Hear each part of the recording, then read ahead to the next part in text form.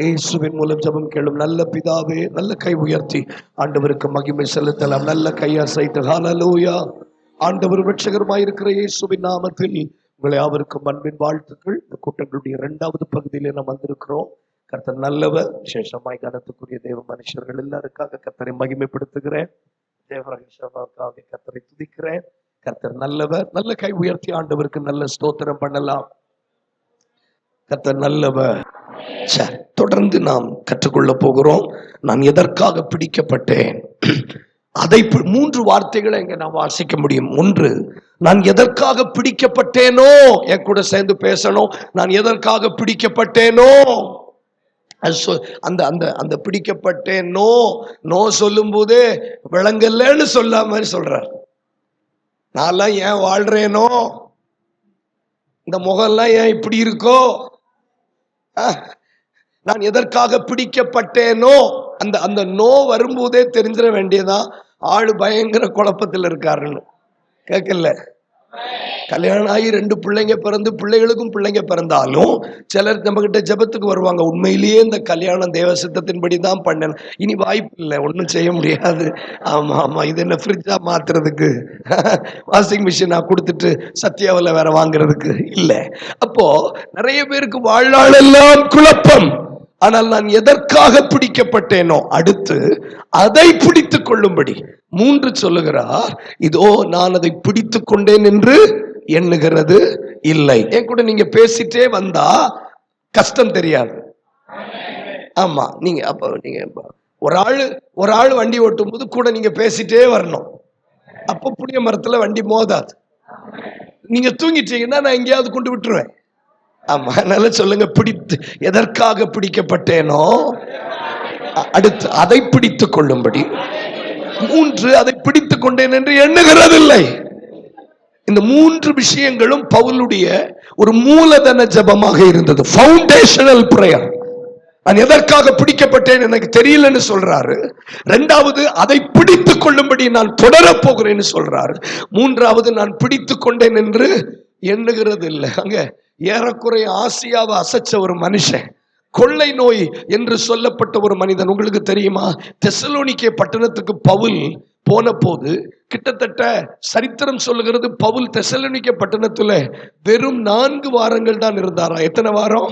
4 ஞாயிற்றுக்கிழமை ஆராதனை மாத்திரம் தான் இருந்தாராம். தெசலோனிக்கேவில் சபை கிடையாது, சினகாக். பழைய ஏற்பாட்டின் முறைமையின்படி இருந்த சினகாக் தான் இருந்தது. கவனிங்க, அந்த சினகாக்ல 40 நிமிஷம் மாத்திரம் தான் பிரசங்கிக்க அனுமதி. இப்போ இந்த இந்த கிட்டத்தட்ட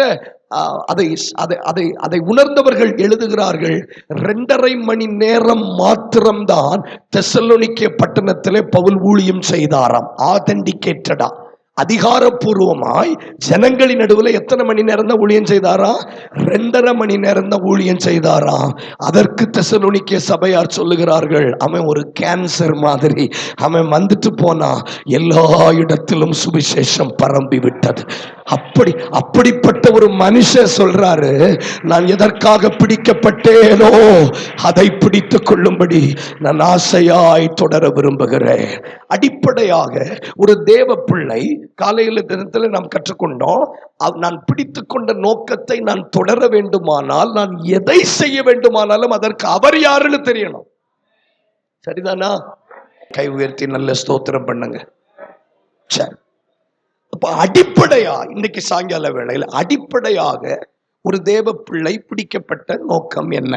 ஃபவுண்டேஷனலி அல்லது எலிமெண்ட்ரியாக, அடிப்படையாக வேகமாய் நாம் ஆதாரத்துக்காக திருப்பிக் கொள்ளுவோம். ஆதியாகமம் 40வது அதிகாரம் 13வது வசனம். எவ்வளவு வேகமா போக முடியுமோ போனோம். ஆதியாகமம் 40:13 இருக்கா?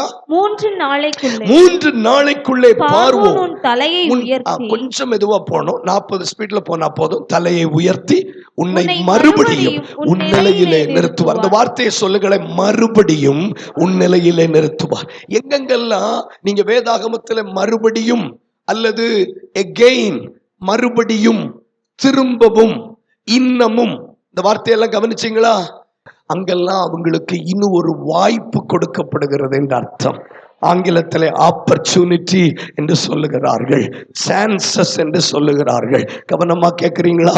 சத்தமா சொல்லுங்க, சான்சஸ் என்று சொல்லுகிறார்கள். அப்போ உனக்கு மறுபடியும் ஒரு சான்ஸ் கிடைக்கும்.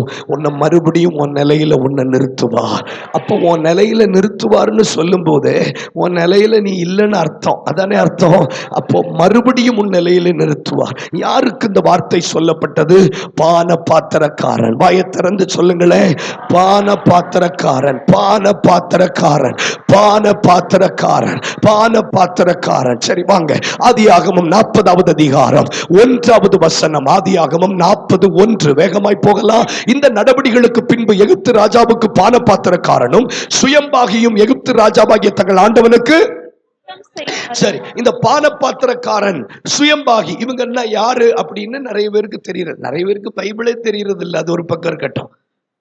ஆனா சுயம்பாகின்னா யாருன்னா, சுயம்பாகின்னா சமையல்காரன். சொல்லுங்க, சமையல்காரன். எப்ப பேசணும் தங்கங்களா, பேசணும். சுயம்பாவின்னா யாரு? சமையல்காரன். ஆங்கிலத்திலே அவங்களுக்கு என்ன பேர் கொடுக்கறாங்கன்னா பேக்கர். எல்லாரும் சொல்லுங்க, பேக்கர். பேக்கர். உங்க ஊர்ல பேக்கரின்னு போட்டுன்னா உள்ள போயிருவோமே. ஆமா, பேக்கரின்னு எழுதி இருந்தா போதும், அங்க உள்ள போயிரும். பேக்கரின்னா பிடிக்காத யாராவது இருக்காங்களா? எல்லாம் ராங் நம்பரா எல்லாம் இருக்கு. தொடர்புள்ள வாடிக்கையாளர் தொடர்பு வெளியே போயிட்டா. பேக்கரின்னா வண்டி நின்றோம். ரேஷன் கடையில நிற்குதோ இல்லையோ, பேக்கரியில நிற்கும். அப்ப பேக்கர் அப்படி, பேக்கர் அப்படின்னா என்னன்னா சமையல்காரன். எப்பவுமே இப்படித்தானா அல்லது இன்னைக்கு தானே இப்படி? சொல்லுங்க, பேக்கர். சொல்லுங்க, பேக்கர். அடுத்து இப்ப பாருங்க, நான் ஏன் இப்படி நான் வர்றேன் அப்படின்னா, நீங்க என்ன முதல்ல ஏற்றுக்கொள்ளலன்னா நான் பேசுறதை ஏற்றுக்கொள்ள முடியாது. ஒரு ஆள் சமையல் பிடிக்கலன்னு அர்த்தம் அவங்கள பிடிக்கல. ஆளை பிடிச்சிட்டு சமையல் பிடிக்கும். எனக்கு கல்யாணம் ஆன புதுசுல என் மனைவிட்ட கேட்டேன், ஒரு நூடுல்ஸ் செய்து தானே. அதோட நான் கேட்கறத விட்டுட்டேன். அது அவ நூடுல்ஸ் பண்ணது என் வயிறை சுத்தமாக்கிட்டு. அது ஆமா, அது அழகான நூடுல்ஸ். அப்புறம் இப்ப கேட்பேன், 3 வருஷம் ஆச்சு திருமணம் ஆகி. அப்புறம் நீங்க கேட்கவே இல்லையப்பா, அது எப்படிமா கேட்க முடியும்? அதுக்குள்ளே சமயங்கள் ஒத்துழைக்கலன்னு சொல்லிட்டு விட்டாச்சு வைங்களேன். ஆனா நான் அவட்ட கோவப்படவே இல்லை. ஏன்னா அவளை பிடிச்சதுனால அவன் நூடுல்ஸ் பிடிச்சிட்டு. அதனால சிலது பிடிக்காததுக்கு காரணம் நமக்கு ஆளை பிடிக்காததுனாலயா. சமையல் எப்படி இருந்தாலும் ஆள் பிடிச்சிருந்துன்னா சமையல் பிடிக்கும். கை உயர்த்தி ஸ்தோத்திரம் பண்ணுங்க. அதனாலதான் நீங்க நல்லா கவனிச்சு பாருங்க, சிலரை பிடிச்சிட்டுன்னா அவங்க தப்பு செய்தாலும் நம்ம அதை ரசிப்போம். சின்ன பிள்ளைங்க ரிமோட்டை தூக்கி எறிவாங்க, பார்த்துருக்கீங்களா? ரசிப்போம். ஆனா அதே பையன் 23 வயசுல போட்டான்னா எரும மாட அப்படின்னு சொல்லுவோம். புரியுதா உங்களுக்கு? ஒரு ஆளை பிடிச்சா அவங்க என்ன செய்தாலும் பிடிக்கும்.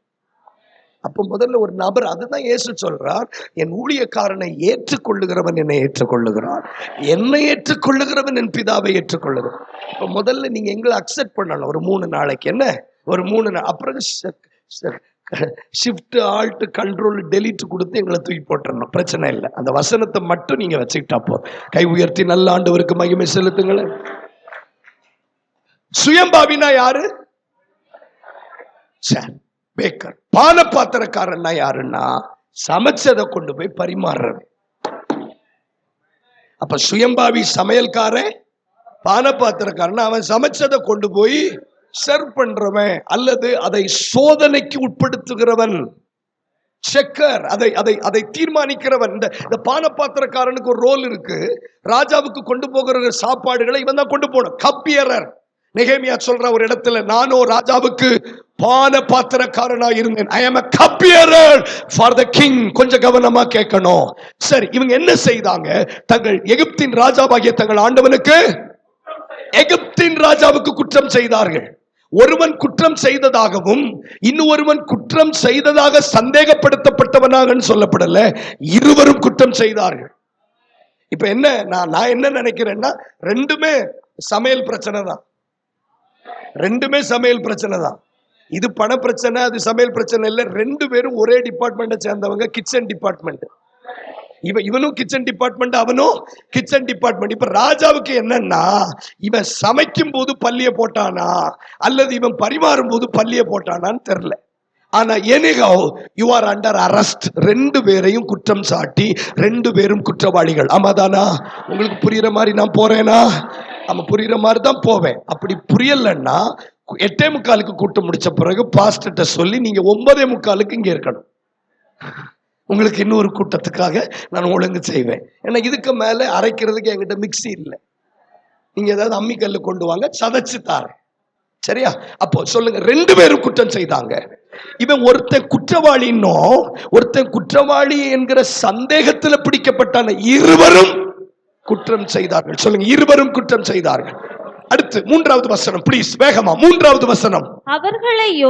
அவர்களை யோசேப்பு வைக்கப்பட்டிருந்த இடமும் தலையாரிகளின் அதிபதியின் வீடு சிறைச்சாலையிலே காவல் பண்ணுவித்தான். இரண்டு பேரும் ஒரே குற்றம் செய்தார்கள். இரண்டு பேரும் ஒரே சிறைச்சாலையில் இருந்தார்கள். சொல்லிருங்க சீக்கிரம். ஒரே சிறை. 5வது வசனம் வாசித்தரலாம். எகிப்து ராஜாவுக்கு பானபாத்திரக்காரனும் சுயம்பாவியுமாகிய இரண்டு பேரும் சிறைச்சாலையில் இருக்கும்போது ஒரே ராத்திரியில் வெவ்வேறு பொருள் கொண்ட சொப்பனம் கண்டார்கள். 3 வார்த்தை கைவிடுத்து சொல்லுங்க. ஒரே குற்றம், ஒரே சிறைச்சாலை, ஒரே ராத்திரியில சொப்பனம். சொல்லுங்க, ஒரே குற்றம், ஒரே சிறைச்சாலை, ஒரே ராத்திரியில சொப்பனம். இப்ப என்ன ஆச்சுன்னா, அடுத்த நாள் யோசேப்பு இவங்க ரெண்டு பேரை வந்து பார்க்கும்போது இவங்க முகம் பேய் அரைஞ்ச மாதிரி இருந்ததுன்னு போட்டிருக்கு நம்ம பாஷையில. அவர்கள் முகம் கலங்கி போயிருந்தது. அப்பொழுது யோசேப்பு போய் கேட்கிறான், கவனமா கேட்கணும். யோசேப்பு கேட்கிறான், ஏன் உங்க முகம் கலங்கி போயிருக்குன்னு கேட்டோன்னு அவங்க சொல்றாங்க, நாங்க சொப்பனம் கண்டோன்னு சொல்றாங்க. உடனே பானபாத்திரக்காரன் இனிஷியேட்டிவ் எடுத்து சொல்றான், தான் கண்ட சொப்பனத்தை சொல்ல ஆரம்பிக்கிறான். கவனிங்க, பைபிள் படிக்க வேண்டாம், இப்போ வீட்டுல போய் பாருங்க. என்ன சொப்பனம் அப்படின்னா, நான் ஒரு திராட்சை செடியை கண்டேன். அதுல எத்தனை கொடி இருந்துச்சு? 3 கொடிகள் இருந்தது. எத்தனை கொடிகள் இருந்தது? 3 கொடிகள் இருந்தது. அதில் அந்த 3 கொடிகள்ல ஒரு கொடி துளிர்க்கிறதா இருந்தது, ஒரு கொடியில பூக்கள் பூக்கிறதா இருந்தது, அதுல பழங்கள் பழுக்கிறதா இருந்தது. நான் அதை பறித்து பார்வோனுடைய பாத்திரத்தில் பிழிந்து பார்வோனுக்கு கொடுக்கிறது போல சொப்பனம் கண்டேன்னு சொல்றான். உடனே யோசேப்பு சொல்றான், இனி 3 நாளைக்குள்ளே பார்வோன் உன் தலையை உயர்த்தி மறுபடியும் உன் நிலையிலே நிறுத்துவார். கவனிங்க கவனிங்க, நிறுத்துவார்னு சொன்ன உடனே சொப்பனத்துக்கு அர்த்தம் நல்லா இருக்குன்னு சொன்ன உடனே சுயம்பாவியும் போய் சொல்றான். ஏன்னா அவனும் சொப்பனம் கண்டான்ல, அவனும் சொல்றாரா, நானும் ஒரு சொப்பனம் கண்டேன் அப்படின்னு சொல்றான். உடனே அவன் சொப்பனம் சொல்றான், நான் இந்த மாதிரி 3 கூடையை தலையில தூக்கி வச்சுட்டு வந்தேன். அந்த 3 கூடையிலும் சாப்பாடு இருந்துச்சு. திடீர்னு நிறைய பறவைகள் வந்து அந்த சாப்பாடெல்லாம் பட்சித்து போட்ட மாதிரி பார்த்தேன். உடனே யோசேப்பு சொல்லுகிறான், அந்த 3 கூடைகளும் 3 நாட்களா உன் தலையும் 3 நாள்ல உயர்த்தப்படும், ஆனால் நீ தூக்கிலிடப்படுவாய். எனக்கு என்ன கலக்கம் அப்படின்னா, பாஸ்டர் 3 பேரும் இந்த 3 விஷயங்கள் இவர்களுக்கு ஒன்று போல நடந்திருக்கிறது. ஒரே குற்றம், ஒரே சிறைச்சாலை, ஒரே ராத்திரியில சொப்பனம். ஆனா ஒருவனுக்கு வாழ்க்கை கிடைத்தது, ஒருவன் மரித்து போனான். நல்ல கவனமா கேளுங்க. இனி நீங்க கவனமா கேட்டா மட்டும்தான் புரியும். இந்த அதிகாரம் முழுவதும் எங்கு படிச்சு பார்த்தாலும் ஒரு இடத்துல கூட இவன் நிரபராதி என்று தீர்ப்பு செய்யப்பட்டதுனால இவன் தலை உயர்த்தப்பட்டதுன்னு பைபிள்ல போடல, அல்லது இவன் குற்றவாளி என்று உறுதி செய்யப்பட்டதுனால இவனை தூக்கில் போட்டதாகவும் தெளிவில்லை. 2 தெளிவுகளை நான் சொல்ல போறேன். Number 1 clarity. பிலாத்து பரபாசையும் இயேசுவையும் ஜனங்களுக்கு முன்பதாக கொண்டு வந்து நிறுத்திட்டு இவங்க 2 பேர்ல யார உங்களுக்கு விடுதலை பண்ணணும்னு கேட்டான். உற்சாகமா இருக்கீங்களே?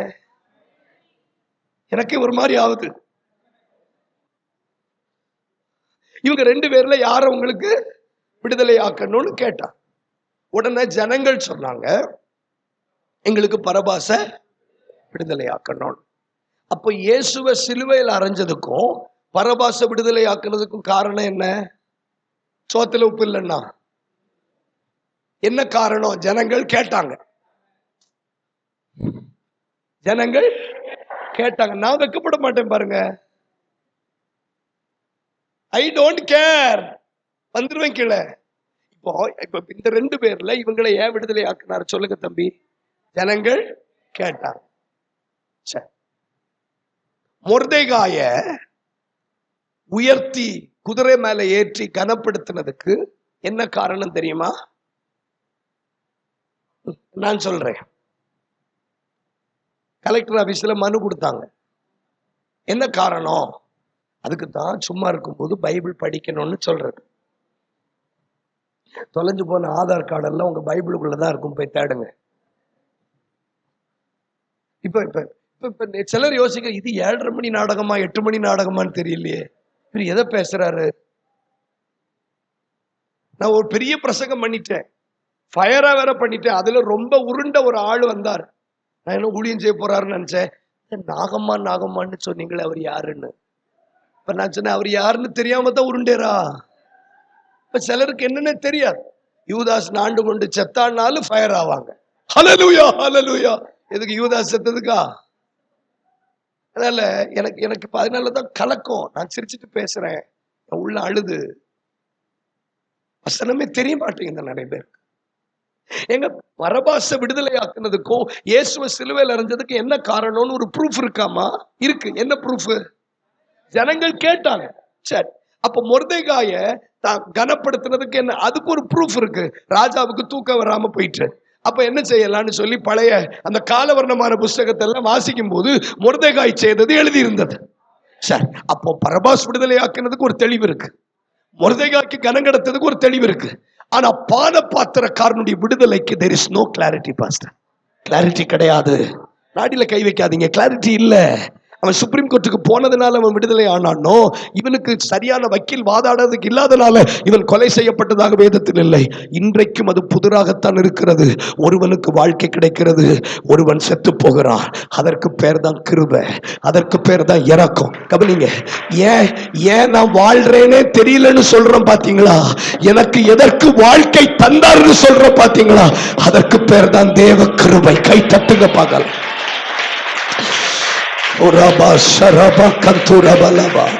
நான் ஏன் உயிரோடு இருக்கிறேன்னு என்ன வருது பாத்தீங்களா? அதுக்கு பேர் தான் தேவ கிருபை. பசங்க, இவன் ஏன் செத்தான்னு சொல்லப்படல, இவன் ஏன் வாழ். அதுக்கு தான் இவ்வளவு கதை சொல்றேன். இவன் ஏன் செத்தான்னு தெளிவில்லை. யாருக்காவது தெளிவு கிடைச்சதுன்னா என்கிட்ட சொல்லலாம், தைரியமா சொல்லலாம். I go through this whole passage. ஆவியானவர் எனக்கு சொன்னார், இங்க பாரு, இங்க எங்கேயாவது ஒரு இடத்துல உன்னால கண்டுபிடிக்க முடியுமா இவன் ஏன் விடுதலையாக்கப்பட்டான், இவன் ஏன் கொல்லப்பட்டான்? There is no clarity. சிலர் வாழ்க்கைக்கு தெளிவே இருக்காது. ஏன் கர்த்தர் சிலர் எல்லாம் வாழ வைக்கிறாருன்னு தெளிவே இருக்காது. ஒரு ஆமென் சொல்லுங்க. ஆனால் இவங்க 2 பேர்ல ஒருவனை விடுதலை ஆக்கினது எகிப்தின் ராஜா இல்லை, இவன் கண்ட சொப்பனம் இவனை விடுதலை ஆக்கிட்டு. கவனமா கேளுங்க, I repeat again. இவனை விடுதலை ஆக்கினது எகிப்து ராஜா இல்ல. எகிப்து ராஜா விடுதலை ஆக்கல. எகிப்து ராஜா உயர்த்தினாலும் இவனை விடுதலை ஆக்கினது தேவன் கொடுத்த சொப்பனம். நான் சொல்றேன், உன்னை விடுதலை ஆக்கினது உலகம் அல்ல, உலக மனுஷர் அல்ல, தேவன் கொடுக்கிற சொப்பனம். இன்னைக்கு இந்த கூட்டத்துக்கு ஆவியானவர் எனக்கு சொல்லி அனுப்பின வார்த்தை, நீ பார்க்கிற சொப்பனத்துல ஜாமீன் கையெழுத்து இருக்கு, நீ பார்க்கிற சொப்பனத்துல சிறைச்சாலை கதவுகளை உடைக்கக்கூடிய வல்லமை இருக்கு, நீ பார்க்கிற சொப்பனத்துல மரணத்தை மாற்றி எழுதக்கூடிய வல்லமை இருக்குது. கையை தட்டுறவங்க மட்டும் கை தட்டுங்க. மாரியூர் சபையில சொப்பன பார்க்கிற சிலருக்கு, சொப்பனக்காரருக்கு சொல்றாங்க, நீ கனவு காணல, நீ உன் சந்ததிக்கான விடுதலையை வாங்குற. கை தட்டுங்க. நீ சும்மா சொப்பனம் பார்க்கல, நீங்க சும்மா சொப்பனம் பார்க்கல. சொப்பனத்துல சிறைச்சாலை கதவுகள் அசையும். இது எதிர்கால திட்டம். இந்த சொப்பனம் தான் உன்னை விடுவித்தது, இந்த சொப்பனம் தான் அவனை விடுவித்தது. இவன் பணம் அல்ல, வக்கீல் அல்ல, அரசாங்கம் அல்ல. இன்றைக்கு ஆவியானவர் சொல்லுகிறார், உனக்கு கிடைக்கிற சொப்பனம் அது விடுதலையினுடைய தாக்கோல்.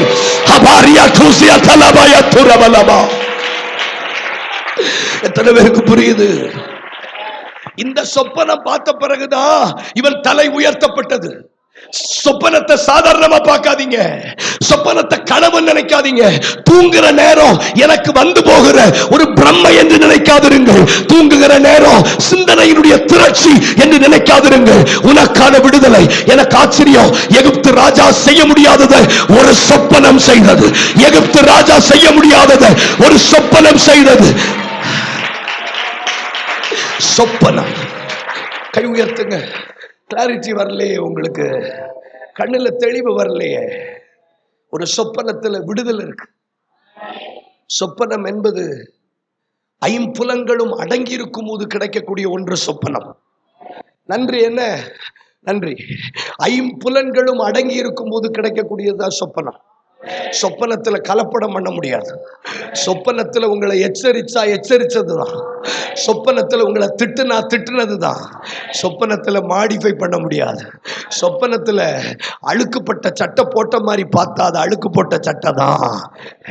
சொப்பனம்னாலே தெரியாதா? சொப்பனம் கலப்படம் இல்லாதது. அதனாலதான் யாக்கோபு கல்லை தலையணைய வைத்து படுத்திருக்கும் போது அவன் ஒரு சொப்பனம் கண்டான்னு போட்டிருக்கு. சொப்பனம் என்பது கலப்படம் இல்லாதது, பியோரா தேவனிடத்திலிருந்து வரக்கூடியது. இன்னும் கொஞ்சம் விட்டு கொடுக்கலாமே. தரிசனத்துல கூட கலப்படம் பண்ணலாம். தரிசனம் பார்க்கும்போது கலர் மாத்தலாம், இடம் மாத்தலாம், பெயர் மாத்தலாம், 2 வார்த்தை கூட்டி குறைச்சி சொல்லலாம். ஆனா சொப்பனத்துல கலப்படம் பண்ண முடியாது. இந்த பான பாத்திரக்காரன் படுத்து கொண்டிருக்கும் போது அன்றைக்கு ராத்திரியில அவனுக்கு கிடைச்ச சொப்பனத்துல அவனுடைய விடுதலைக்குரிய சாரம்சம் அமர்ந்திருந்தது. நீங்க பார்க்கிறது சொப்பனம் மட்டுமல்ல, உன் சந்ததிக்கான விடுதலை, உன் சந்ததிக்கான விடுதலை. நீ பார்த்த சொப்பனம் உன் சந்ததிக்கான விடுதலை. நீங்க பார்க்கிற சொப்பனம் உங்க எதிர்காலம். 2012 வருஷம் 13 காலேஜ் படித்து கொண்டிருந்த நாட்களில் நான் ஒரு சொப்பனம் கண்டேன். யூனிஃபார்ம், ஸ்கூல் யூனிஃபார்ம் போட்டு கொண்டதில்லை அநேக வாலிப பிள்ளைகள் வலதும் இடதும் குவியல் குவியலாய் செத்து கிடக்கிறார்கள். சிலுவை சுமந்த ஒரு நபர் அந்த பிள்ளைகளை எல்லாம் பார்த்து கொண்டு தூரத்தில் போய் நின்று, நானும் அதை பார்த்து கொண்டிருந்த போது என்னை திரும்பி பார்த்து ஒரு சொட்டு கண்ணீர் விட்டது போல ஒரு சொப்பனம் கண்டேன். அதற்கு பிறகு என் ஊழியம் மாறிற்று. நான் சொல்லுகிறேன், சொப்பனம் கனவல்ல, அடுத்து உங்களுடைய விடுதலைக்கான அடையாளங்கள். கை தட்ட வேண்டாம், எல்லாத்துக்கும் கை தட்ட வேண்டாம், கொஞ்சம் கை உயர்த்துங்க பார்க்கலாம். இந்த சபையில சில சொப்பனம் பார்க்கிறவங்க இருக்கிறீங்க. ஆனால் ஆவியானவர் சொல்லுகிறார், அந்த சொப்பனம் தான் அவனை விடுவித்தது. அப்ப அந்த சொப்பனத்தை கொடுத்தது யாரு? தேவன் கொடுத்தார். தேவன் கொடுத்த சொப்பனத்தை தான் யோசேப்பு வியாக்கியானம் பண்ண முடிஞ்சது. ஆவியானவர் சொல்லுகிறார், இந்த விடுதலைக்கு காரணம் உன் குடும்பம் அல்ல, இந்த விடுதலைக்கு காரணம் உன் பெற்றோர் அல்ல, உன் பணம் அல்ல, உன் படிப்பல்ல, உன் ஜாதி அல்ல. நீ கண்ட சொப்பனம் தான் உன்னை விடுதலையாக்கிட்டு. மறைமுகமாய் எகிப்து ராஜா அல்ல, மறைமுகமாய் தேவனே உன்னை விடுதலையாக்கினார். இது எனக்கு புரியுதுன்னு சொல்றவங்க, இப்போ அந்த விடுதலை கிடைச்சிட்டு இப்போ 2 பேருமே குற்றவாளி தானே? புரியுற மாதிரி பேசுறேன்னா, இப்ப இவனுக்கு மட்டும் சந்தேகம், நான் எப்படி வாழ்க்கை கிடைச்சது? சந்தேகம் வந்திருக்காதா? ஏன்னா 2 பேருமே குற்றவாளிகள். நம்ம மேல்முறையீடும் செய்யல, நம்ம நிரபராதினும் தீர்ப்பு செய்யல. ஆனா ராத்திரியில கண்ட ஒரு சொப்பனை நம்மளை விடுதலை ஆக்கியிருக்க. இந்த தெய்வீகத்தை புரிஞ்சு கொள்ளவே முடியாது. அதெல்லாம் நினைச்சா சில நேரம் ஓட அழுகு தோணும். தெய்வீகத்தை புரிஞ்சு கொள்ள முடியாது. படுத்திருக்க இடத்துல கண்ட சொப்பனம் உன்னை சிங்காசனத்துல வைக்கணும்னா இதை எவன் நம்புவான்? கேட்கல. படுத்து கிடக்கிற ஒரு இடத்துல நான் ஒரு சொப்பனம் பார்க்கிறேன், நான் மறுபடியும் பார்வோனுக்கு திராட்சரசம் கொடுக்கிற மாதிரி அது அப்படியே நடக்குது. இது உலகத்துக்கு பைத்தியம், ரட்சிக்கப்படுகிற நமக்கு தேவ பலன். நான் சொல்றேன், வண்ண வண்ண மீன்களை பிடிக்கிற மாதிரி சொப்பனம் கண்ட நீங்க ஆத்துமாக்களை பிடிக்கத்தான் போகிறீங்க. கை தட்டணும், வாய்களை திறந்து. உடபல் கபபா ஷபா தனா ரியம் தலபா. புரிஞ்சவங்க மட்டும் நீ காண்கிற சொப்பனம் சாதாரணமா இருக்கலாம். எல்லா கதிர்கட்டுகளும் ஒரு கதிர்கட்டுக்கு முன்னாடி வணங்கி நிற்கிறது. இது கதை அல்ல, உண்மையாகவே உன் சகோதரர்கள் உனக்கு முன்பதாக வணங்குவார்கள். புரியல? சூரிய சந்திர நட்சத்திரங்கள் அவனை வணங்கினது போல சொப்பனம் கண்டான். அது சொப்பனமாக முடியவில்லை. ஆதியாகமம் 41 முதல் வாசித்தால் 5 தடவை தன் சகோதரர்கள் அவனை வணங்கினார்கள் என்று போடப்பட்டிருக்கு. நான் தீர்க்கதரிசன ஆவியினால் சொல்லுகிறேன், நீ காண்கிற சொப்பனம் மாம்சமாகும், அது கதை அல்ல. கை தட்டி கண்ண மூடுங்க. கை கதை அல்ல, அல்ல தங்கச்சி, அது கதை அல்ல, அது கதை அல்ல, அது கதை அல்ல. ஏ லா பாரா தூசியாச்சா. நான் சொல்றேன், இந்த இந்த பகுதிகளில் வாலிப சேனை ஒன்று எழும்பும். ஒரு வாலிப சேனை ஒன்று எழும்பும். ஞாயிற்றுக்கிழமை ஆராதனையா அல்லது வாலிபர் கூட்டமா என்று சொல்லக்கூடிய அளவுக்கு வாலிபர்கள் ஆட்டுக்குட்டிகளை நீ பார்க்கிறன்னா அது வாலிப பிள்ளைங்க, அது சிறு பிள்ளைங்க. இது சொப்பனம் அல்ல, இது கதை அல்ல, இது மாம்சமாகும். அந்த புதிய அபிஷேகம். சொப்பனம் பார்க்கிறவனே, சொப்பனம் பார்க்கிறவனே, நீ கிருபை பெற்றவன்.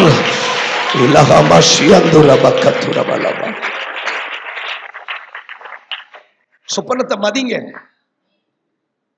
அபிமெலேக் என்கிற ராஜா சாராளை கடத்தி கொண்டு போயிட்டான். ஆண்டவர் ராணுவத்தை அனுப்பல, ஆண்டவர் அனுப்புனது ஒரு சொப்பனம். அந்த சொப்பனம் அவன் கை அவன் மேல படல. நன்றி. என்ன சொப்பனங்கள் அற்பமா எண்ணாதீங்க. It will decide your future. என்ன இந்த பலிபீடத்தில் நிறுத்தினது இந்த சொப்பனமாகும். 35 வயசு ஆகுது எனக்கு. ஊழியர்களுக்கு முன்னாடி நான் பிரசங்கம் பண்றேன். ஆனா இது நான் ரட்சிக்கப்பட்ட போது நான் கண்ட சொப்பனம். பரிசுத்தவான்கள் இருக்கும் போது நான் பிரசங்கம் பண்ற மாதிரி சொப்பனம். ஆண்டவர் சொன்னார், இது கதை இல்லைங்க ஆனேஷ், within a years it will happen ன்னு சொன்னார். அது என்ன அரிய நிலை ஏற்றிட்டு புரிய மாட்டேங்க. அவன் சொப்பனம் இல்லைங்க, அது அவனுடைய விடுதலையினுடைய பத்திரம். கை உயர்த்துங்க. புரிஞ்சுட்டா? ஸ்தோத்திரம். அப்போ இவனை விடுதலை ஆக்கினது எது? தேவன். விடுதலை ஆக்கினது சொப்பனம்னா சொப்பனத்தை கொடுத்தது யாரு? சொப்பனத்துக்கு அர்த்தம் சொன்னது தேவனுடைய பிள்ளை. அப்ப ஓவராலா பார்த்தா அந்த விடுதலை தேவன் கொடுத்த விடுதலை. அப்ப இவனுக்கு தோணுது, நம்ம எப்படி வாழ்க்கை கிடைச்சது? நமக்கு நம்ம நிரபராதின்னு நிரூபிக்கப்படல, ஆனா நமக்கு எப்படி வாழ்க்கை கிடைச்சது? இந்த கேள்வி அவனுக்குள்ள இருக்கு. இப்ப எனக்கெல்லாம் பாத்தீங்கன்னா ஸ்கூல்ல படிக்கும் போது ஃபெயில் ஆனா சந்தேகம் வராது. நம்ம ஃபெயில் தானே ஆகணும். பாஸ் ஆனா சந்தேகம் வந்துடும். நம்ம பேப்பரை யார் திருத்தினா? கணக்கு வாத்தியாருக்கு இன்கிரிமெண்ட் எதுவும் போட்டாங்களா அல்லது லீவ் கொடுத்துட்டாங்களா? இப்போ நீங்க எல்லாம் ஃபர்ஸ்ட் கிளாஸ், உங்களுக்கு நான் படிக்க மாட்டேன். அதனால இப்போ எனக்கெல்லாம் ஃபெயில் ஆனாதான் சந்தேகம் வரும். சந்தேகம் வராது. ஃபெயில் தானே ஆகணும், படிக்கல ஃபெயில் தானே ஆகணும். அப்ப இவனுக்கு இவன் செத்திருந்தா சந்தேகம் வந்திருக்காது, இவன் தூக்கு மேடைக்கு போயிருந்தா சந்தேகம் வந்திருக்காது. ஆமா, ராஜாவுக்கு விஷம் வச்சா நமக்கு தூக்கு மேடை தானே தரணும். அப்ப நமக்கு தரதுக்கு வாய்ப்பு இல்லை. ஆனா இவனுக்கு ஏன் சந்தேகம் வந்துச்சுன்னா வாழ்க்கை கிடைச்சது. எனக்கு ஏன் சந்தேகம் வந்துச்சுன்னா, பவுலுக்கு ஏன் சந்தேகம் வந்துச்சுன்னா, கிறிஸ்துவை துன்பப்படுத்துகிற எனக்கு என் வாழ்க்கை தந்தார், அதான் சந்தேகம். அந்த ஒளி என்ன சந்திச்சு என்ன கொண்டு இருந்தா எனக்கு சந்தேகம் வந்திருக்காது. ஆனா அந்த ஒளி என்ன சந்திச்சு வாழ வச்சதுதான் எனக்கு சந்தேகம். நான் செய்த அநியாயத்துக்கு என்ன கொண்டு இருந்தா சந்தேகம் வந்திருக்காது, என்ன வாழ வச்சது எனக்கு சந்தேகத்தை தர்றது. நான் செய்த அயோக்கியத்தனத்துக்கு எங்க அம்மா அப்பாவை அழ வச்சதுக்கு என்ன அடிச்சிருந்தா எனக்கு சந்தேகம் வந்திருக்காது. ஆனா ஊழியக்காரனா மாத்தினது எனக்கு சந்தேகத்தை அடிக்குது. என்ன அடிச்சிருந்தா எனக்கு சந்தேகம் வந்திருக்காது. எனக்கு ஒரு வியாதி வந்து நான் படுக்கையில விழுந்திருந்தா எனக்கு சந்தேகமே வந்திருக்காது. ஏன்னா நீ செய்த பாவத்துக்கு இது கிடைக்க வேண்டியதான்னு ஆறுதல் அடைந்திருப்பேன். ஆனா இவனுக்கு என்ன சந்தேகம்னா, எனக்கு வாழ்க்கை கிடைத்தது, அதனால எனக்கு சந்தேகம். இந்த சந்தேகம் அவனுக்குள்ள வலுத்து கொண்டு போகும்போது ஆதியாகமம் 40வது அதிகாரம் 14வது வசனம் வாசிக்கலாம். ஆதியாகமம் 40:14. இதுதான் அதன் அர்த்தம் என்று சொன்னதும் அன்றி, நல்ல கவனிங்க, நீ வாழ்வடைந்திருக்கும் போது, சபையார் சேர்ந்து சொல்லலாம், நீ வாழ்வடைந்திருக்கும் போது. இந்த மாதிரி செத்தது மாதிரி எல்லாம் சொல்லக்கூடாது, உயிருள்ள மீன் மாதிரி சொல்லணும். சொல்லுங்க, வாழ்வடைந்திருக்கும் போது, வாழ்வடைந்திருக்கும் போது. அப்ப என்ன? அப்ப இது அவனுக்குள்ள இந்த கேள்வி இருந்திருக்கு, எனக்கு ஏன் வாழ்க்கை கிடைச்சதுன்னு, எனக்கு ஏன் வாழ்க்கை கிடைச்சதுன்னு. நான் சொல்றேன், இந்த உலகமே நம்மள நல்லவேன்னு சொன்னாலும் நம்ம ஆத்மாவுக்கு தெரியும்.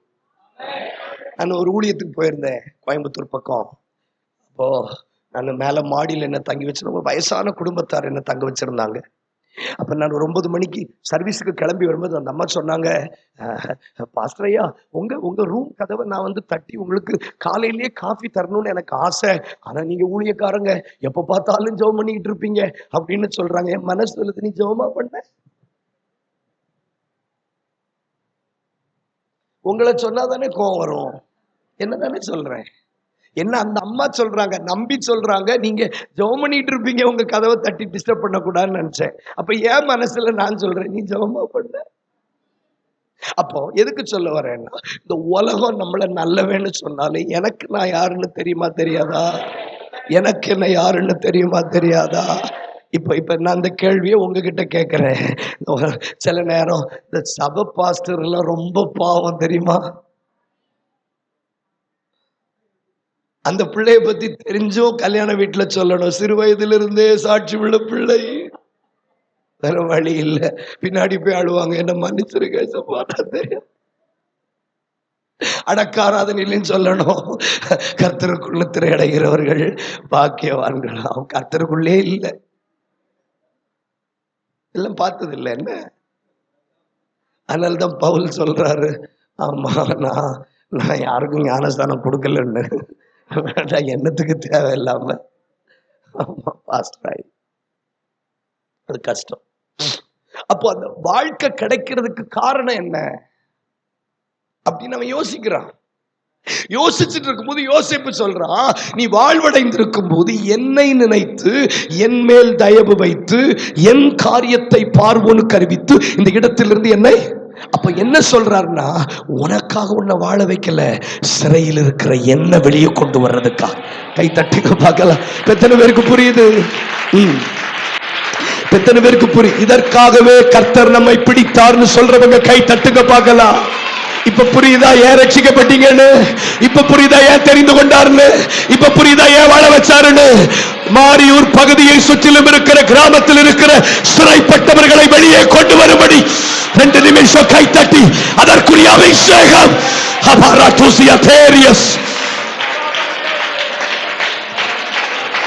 இந்த வார்த்தையை சொல்லுங்க பார்க்கலாம். நீ வாழ்வடைந்திருக்கும் போது சொல்லுங்க, என்னை நினைத்து என் மேல் தயவு வைத்து எனக்காக என் காரியத்தை பார்வோனிடத்தில் அறிவித்து இந்த இடத்திலிருந்து என்னை விடுதலை. அதுக்கு அர்த்தம், எனக்கு இது யோசேப்புனுடைய சத்தம் மாதிரி தெரியல, இது கட்டப்பட்டிருக்கிற ஒவ்வொரு ஆத்துமாவுடைய சத்தம்.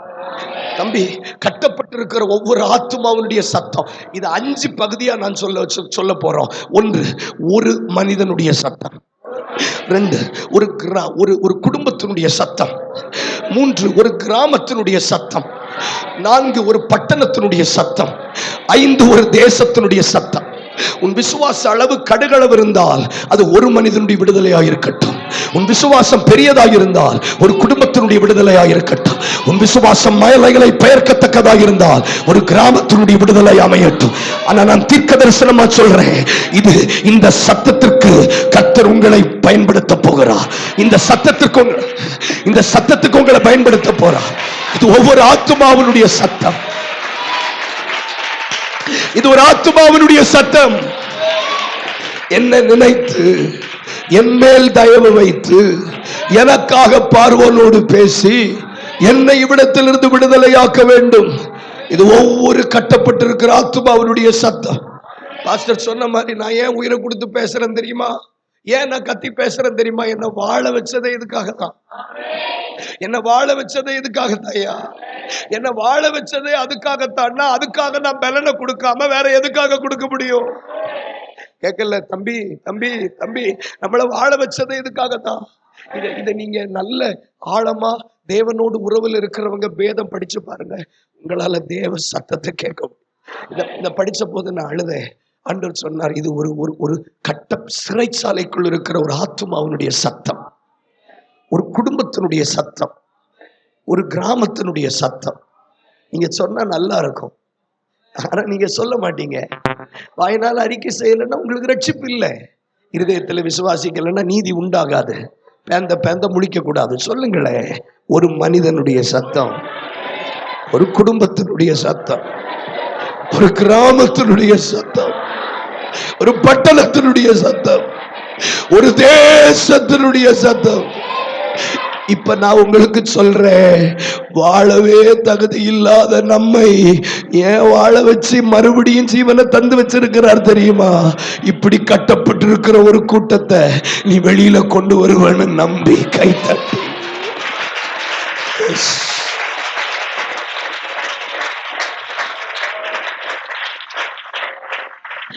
உங்க விசுவாச அளவு பெருக பெருக தனி நபரிலிருந்து குடும்பத்துக்குள்ள போவீங்க, குடும்பத்திலிருந்து கிராமத்துக்குள்ள போவீங்க. எனக்கு தெரிஞ்ச அளவுல பாருங்க, தனி மனிதன், கிராமம், குடும்பம், கிராமம், பட்டணம், தேசம் வரைக்கும் சபை போகணும். கை உயர்த்துங்க பார்க்கலாம். அப்போ இவனுக்கு சொல்லப்படுது, இதுதான் அதன் அர்த்தம்.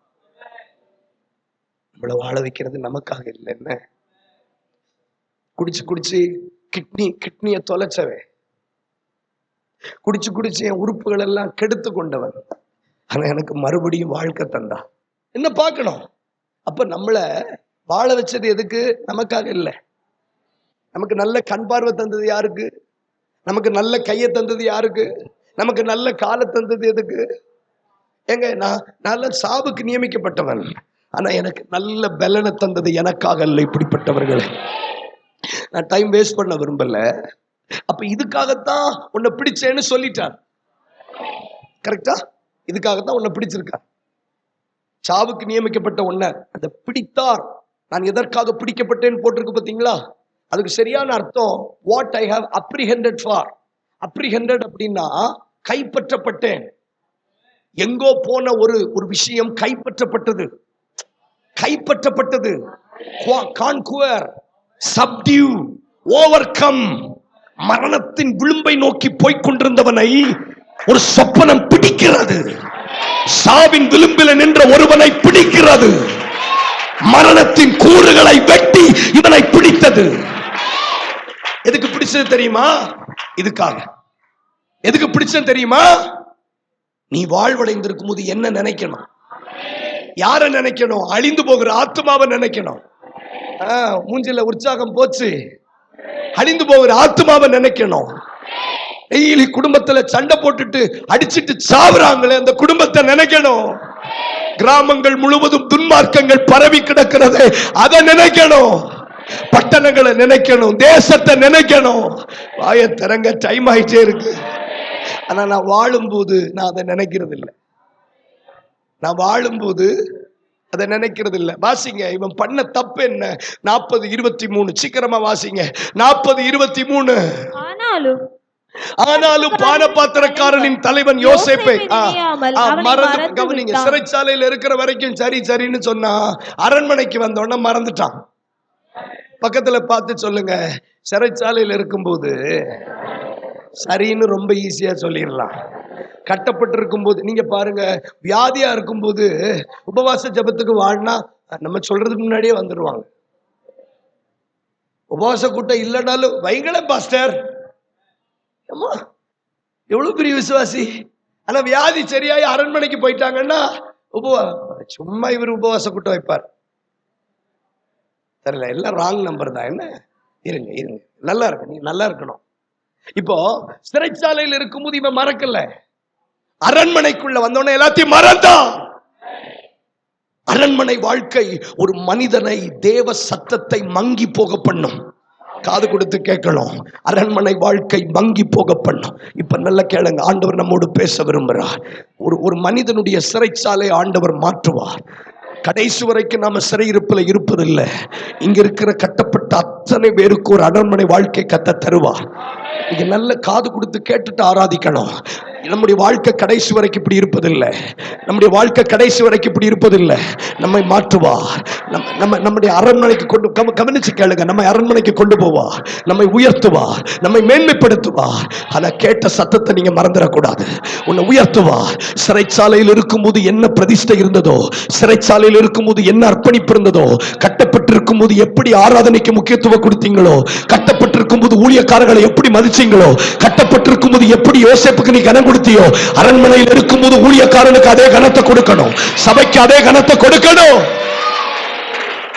அதை கொடுக்கிறோமா? நீங்க பேச மாட்டீங்க. சிறைச்சாலையில் இருக்கும்போது யாரு வேணாலும் கொடுக்கலாம். பலவீனப்பட்டிருக்கும் போது யாரு வேணாலும் கொடுக்கலாம். நெருக்கப்பட்டிருக்கும் போது யாரு வேணாலும் ஊழியக்காரங்களை மதிக்கலாம். நெருக்கப்பட்டிருக்கும் போது யோசேப்புக்கு அவன் கொடுத்த மரியாதை கொஞ்சம் நெஞ்சம் இல்ல. அவன் சிறைச்சாலையில் இருக்கும் போது யோசேப்பை அவன் மதித்த விதம் கொஞ்சம் நெஞ்சம் அல்ல. அப்ப யோசேப்பு சொன்ன வார்த்தைகளுக்கெல்லாம் ஆமா சாமி போட்டான். ஆனால் அவன் எப்பொழுது அரண்மனைக்குள்ளே போனானோ அப்பொழுது யோசேப்பை மறந்து நினையாமல் போனான். இந்த சபையை மறந்தவர்கள் ஏராளம், இந்த ஊழியத்தை மறந்தவர்கள் ஏராளம், தேவனை மறந்தவர்கள் ஏராளம். இந்த மாரியூர் பகுதிக்கு ஆவியானவர் சொல்லுகிறார், அநேகர் சிறைப்பட்டிருந்தார்கள், அவர்களை சபை விடுவித்தது. கவனிங்க கவனிங்க கவனிங்க, ஊழியர்கள் மூலமாய் விடுதலை வந்தது. ஆனால் அரண்மனை வாழ்க்கை வந்தவுடன் அவர்கள் மறந்து நினையாமல் மறந்து போன அந்த வார்த்தையை கொஞ்சம் பேசணும். உயிர் இல்லாதவங்க மாதிரிலாம் இருக்கீங்க. நினையாமல் மறந்து போனா. அரண்மனை வாழ்க்கை ரொம்ப danger. Your success your first enemy. உங்கள் வெற்றி தான் உங்க முதல் எதிரி. உங்களெல்லாம் ஒரு 12 மணி நேரம் இடைவிடாத ஜெபம் வச்சு உங்களை முக்கி எடுக்கணும்னு எனக்கு ஆசை. நீங்க இப்படி இருக்க கூடாது.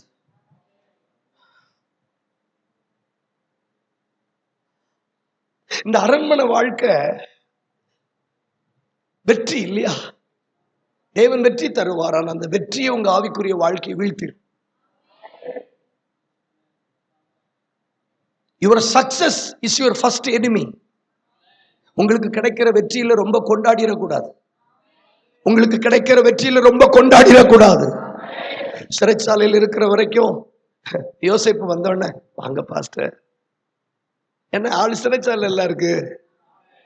கூட்டம் முடிஞ்சோடனே பாஸ்டரை பார்த்து ஜெபம் பண்ணிட்டு போறது என்ன, அப்பான்னு கூப்பிடுறது என்ன. இப்ப அரண்மனைக்கு போயாச்சு. என் ஆத்மாவே கத்திர ஸ்தோத்திரி போகும்போது அங்க கோழி கடையில கோழி வெட்ட சொல்லியாச்சு. சிறைச்சாலையில் இருக்கிற வரைக்கும் யோசேப்புக்கு கிடைச்ச கனம் கொஞ்சம் நெஞ்சம் இல்லை. இப்படியெல்லாம் விசுவாசி இருந்தா சபை ஏன் வளராது? சிறைச்சாலையில் இருக்கும்போது அவன் அப்படித்தான் இருப்பான், அவன் நடிப்பான். வியாதி இருந்த போதும் என்ன பாட்டிலோட வரும். நமக்கே கையில காத்துல கிடக்கிறதெல்லாம் கலத்தி கொடுத்துடலாமான்னு தோணும்.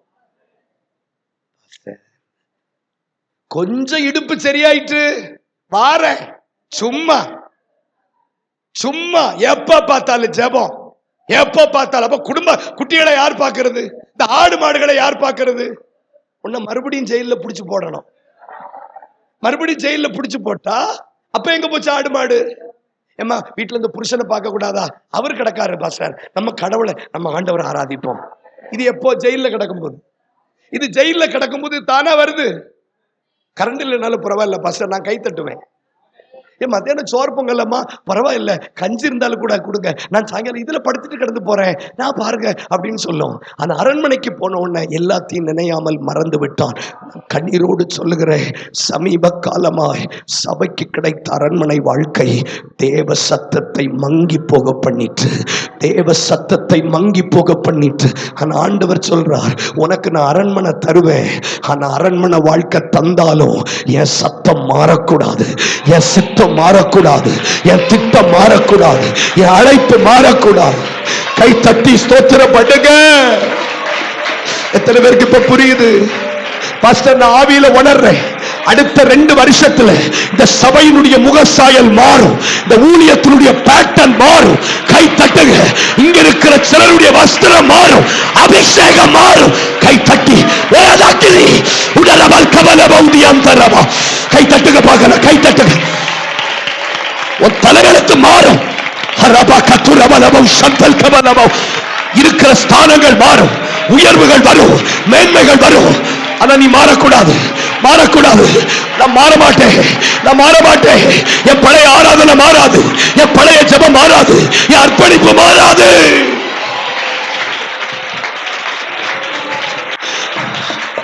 அரண்மனை வாழ்க்கை ஜாக்கிரதை, அரண்மனை வாழ்க்கை ஜாக்கிரதை. வேலை இல்லாத உனக்கு டீச்சர் வேலை கிடைக்கும் போது அது ஒரு அரண்மனை வாழ்க்கை. தொழில் இல்லாத உனக்கு தொழில் கிடைக்கும் போது அரண்மனை வாழ்க்கை. ஆனா சிறைச்சாலையில எப்படி யோசேப்பின் வார்த்தைக்கு மதிப்பு கொடுத்தையோ, அரண்மனை வாழ்க்கையிலும் அதே மதிப்பை கொடுக்கணும்.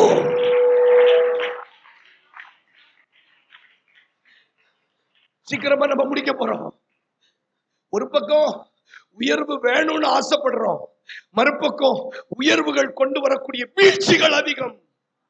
ஹலோ, ஒரு பக்கம் உயர்வு வேணும்னு துடிக்கிறோம், மறுபக்கம் உயர்வுகள் வரும், உயர்வுகள் கொண்டு வரும் வீழ்ச்சிகள் அதிகம். பார்க்கிறோம் இல்லங்க, சிறைப்பட்ட போது இருந்த ஆராதனை அரண்மனை வாழ்க்கையில இல்லையே. விட்டு கொடுக்க மாட்டேங்கிறீங்களே.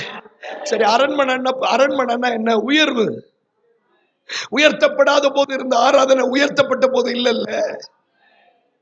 எனக்கு ஞாபகம் இருக்கு, இந்த பகுதிகளுக்கு நான் ஊழியத்துக்கு வரும்போது நாகர்கோவில் இருந்து வண்டி ஏறி காலையில வண்டி ஏறினா அப்போ அந்த பஸ் கொண்டு வந்து திருநெல்வேலியில விட்டு, திருநெல்வேலியில இருந்து அங்கிருந்து வண்டி பிடிச்சி அருப்புக்கோட்டையில கருமாரிமட ஸ்டாப்ல வண்டி இறங்கி, அங்கிருந்து கமுதிக்கு பஸ் பிடிச்சி மதியானம் 3 மணிக்கு வந்து கமுதியில இறங்கி, கமுதியில ஒரு பிரைவேட் வண்டியை போட்டிருப்பான், அதுல ஏறி உட்கார்ந்தா 3.5 மணி நேரம் கழிச்சு அவன் எடுப்பான்.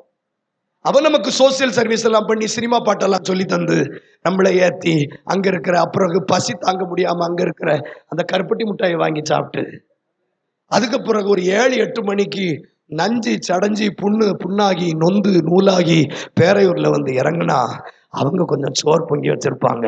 அதை சாப்பிட்டுட்டு சர்ச்சில் பாய் விரிச்சு படுத்து ராத்திரி தூங்கிட்டு சாயங்காலம் ஊழியம் செய்த நாட்களை நான் நினைச்சு பார்த்துட்டு, இன்னைக்கு காலையில 7 மணிக்கு கார்ல ஏசியை போட்டு கிளம்பி 3.5 மணி நேரத்துல ராஜா மாதிரி வந்து, கவனிங்க, இறங்கும் போது ஆண்டவர் சொல்றாரு, சிறையிருப்பில் இருக்கும் போது இருந்த அதே அன்பு அரண்மனை கிடைச்ச போது உனக்கு இருக்கணும் ஞானேஷ். சிறையிருப்பில் இருக்கும் போது நீ பேசின அதே அந்நிய பாஷை அரண்மனையில் இருக்கும்போது உனக்கு இருக்கணும்.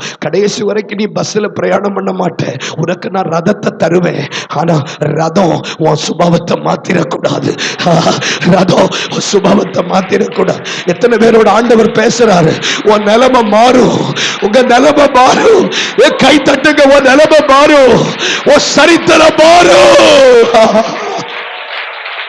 ரூபாபா ஷதர கதல பதரா. என் ஸ்நேகமும் நீரே, என் ஆசையும் நீரே, என் எல்லாமே ஐயா.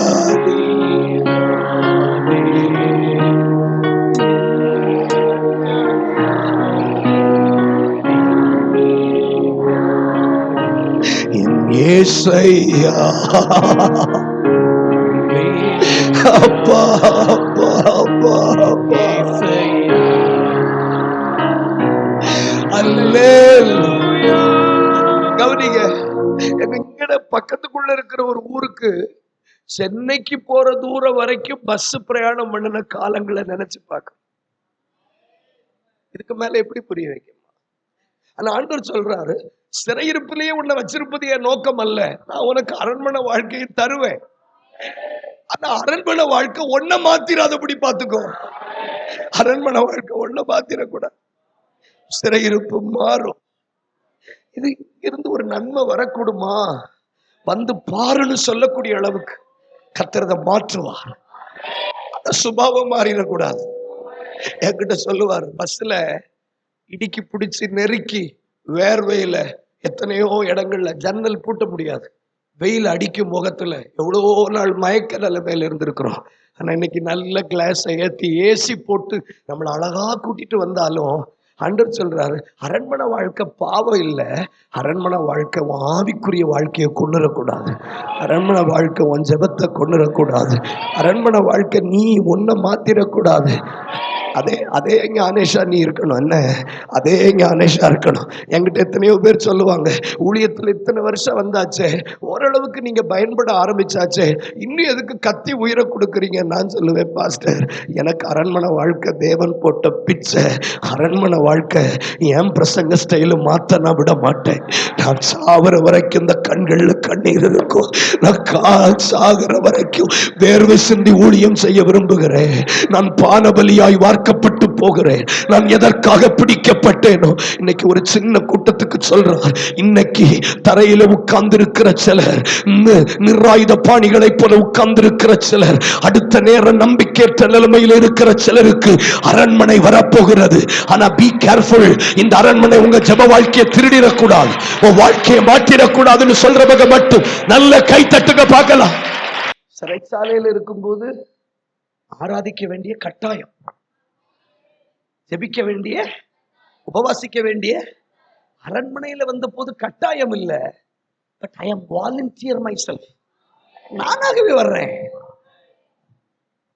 சிறைச்சாலையில் இருக்கும்போது அவன் சொன்ன வார்த்தையெல்லாம் மனசுல இருந்துச்சு. நான் வாழ்வடைந்து இருக்கும்போது நீ என்ன நினைத்து என் மேல தயவு வைத்து எனக்காக நீ பார்வனோட பேசி என்ன வெளியில கொண்டு வரணும். இப்ப அரண்மனைக்கு வந்தோன்னா அது மறந்து போச்சு. அந்த ஒரு நபருடைய சத்தம் மறந்து போச்சு. எத்தனை சத்தம்? இந்த குடும்பத்தினுடைய சத்தம், அந்த கிராமத்தினுடைய சத்தம், அந்த பட்டணத்தினுடைய சத்தம், அந்த தேசத்தினுடைய சத்தம், கேட்டுக்கொண்டிருந்த சத்தம் இப்போ மங்கிட்டு. கேட்டுக்கொண்டிருந்த சத்தம் மங்கிட்டு. அரண்மனை வாழ்க்கையிலும் முன் கேட்டது போல தேவ சத்தம் கேட்கிறீங்களா? அரண்மனை வாழ்க்கையிலும் ஆராதனையில் உங்களோட தேவன் இடைபடுகிறத உணர முடியுதா? அல்லது திணறீங்களா, குழம்புறீங்களா? தேவனை அனுபவிக்கிறதுக்கு தடையா நிறைய விஷயம் இருக்கா? அரண்மனை உங்களை மாற்றி இருக்குன்னு அர்த்தம். ரைட். ஆனா இதுல பெரிய ஆச்சரியம் என்னன்னா, அவன் எல்லாத்தையும் மறந்து நினையாமல் போனான். ஆனால் ஆதியாகமம் 41 அதனுடைய 9வது வசனம் வேகமா வாசிங்க. ஆதியாகமம் 41:9 எவ்வளவு உற்சாகமா இருக்க முடியுமோ வாசிங்க. ஆதியாகமம் 41:9. அப்பொழுது பானபாத்திரக்காரரின் தலைவன் பார்வோனை நோக்கி, நான் செய்த குற்றம் இன்றுதான்.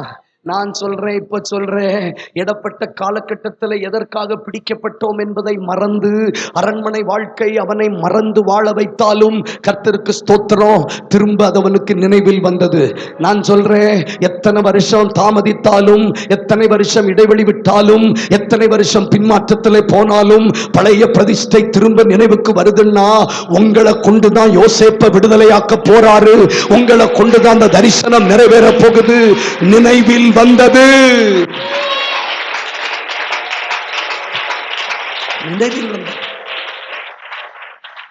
நினைவில் வந்து என்னைக்காவது உட்கார்ந்து இருக்கும் போது வாலிபத்துல உங்க ஜெபம் உங்களுக்கு நினைவுக்கு வந்திருக்குன்னா அது ஒரு அடையாளம். அந்த ஜெபம் திரும்ப தரப்போறாருன்னு அர்த்தம்.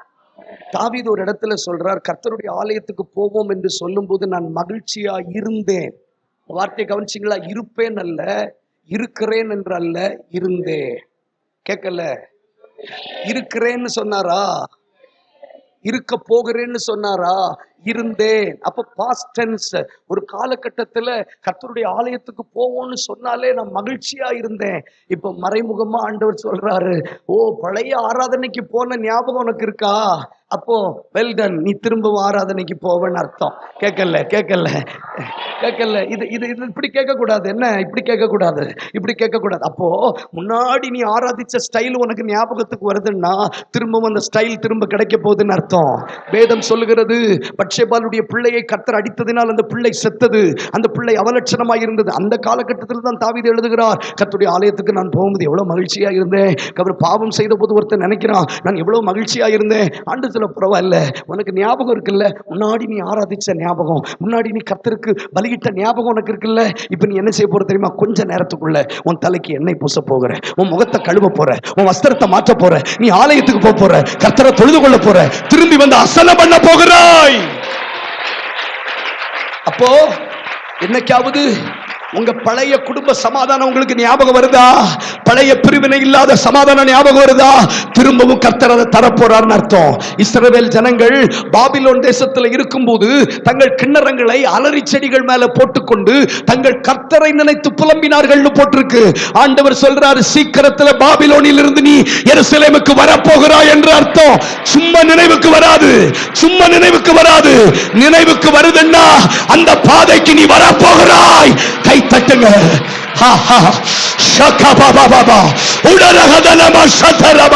பழைய பலன் திரும்ப வரப்போகிறது, பழைய அபிஷேகம் திரும்ப வரப்போகிறது. எஸ், பழைய பழைய அனுபவம்.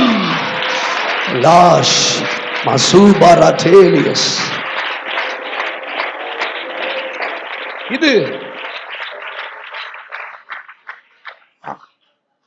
Holi spirit is not only a noise maker. ஆவியானவர் சத்தம் எழுப்புறவர் மட்டுமல்ல. ஆவியானவரை பற்றி உள்ள டிஸ்கிரிப்ஷனை இயேசு சீசர்களுக்கு சொல்றாரு. ஆவியானவர் வந்தோடனே குதிக்கிறதும் சத்தம் போடுறதும் மட்டும் இல்ல, அவர் உங்களுக்கு சகலத்தையும் நினைப்பூட்டுவார், ஞாபகப்படுத்துவார். இது ஒரு பெரிய கிருபை. சிலருக்கு எதுவுமே ஞாபகம் வராது, அவங்க அவுட்டுன்னு அர்த்தம். ஞாபகமே வராது நிறைய பேருக்கு. நீங்க தொலைஞ்சியன்னு அர்த்தம், உங்க வாழ்க்கை அவுட்டுன்னு அர்த்தம். பரவாயில்ல, தப்பு செய்தாலும் நினைவுக்கு வந்துட்டு இல்ல.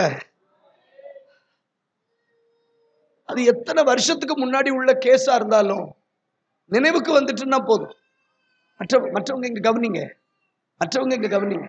நினைவுக்கு வந்தது. கை உயர்த்தி சொல்லுங்க, நினைவுக்கு வந்தது. சத்தமா சொல்லுங்க, நினைவுக்கு வந்தது. தம்பி சொல்லுங்க, நினைவுக்கு வந்தது. சண்டே ஸ்கூல்ல பாடினது, சண்டே ஸ்கூல்ல அழுதது, சண்டே ஸ்கூல்ல அர்ப்பணிச்சது 28 வயசுல நினைவுக்கு வந்தாலும் பரவாயில்ல, திரும்பவும் அதே பாதையில கர்த்தர் உங்களை நடத்த. மற்றவங்க இங்க கவனிங்க.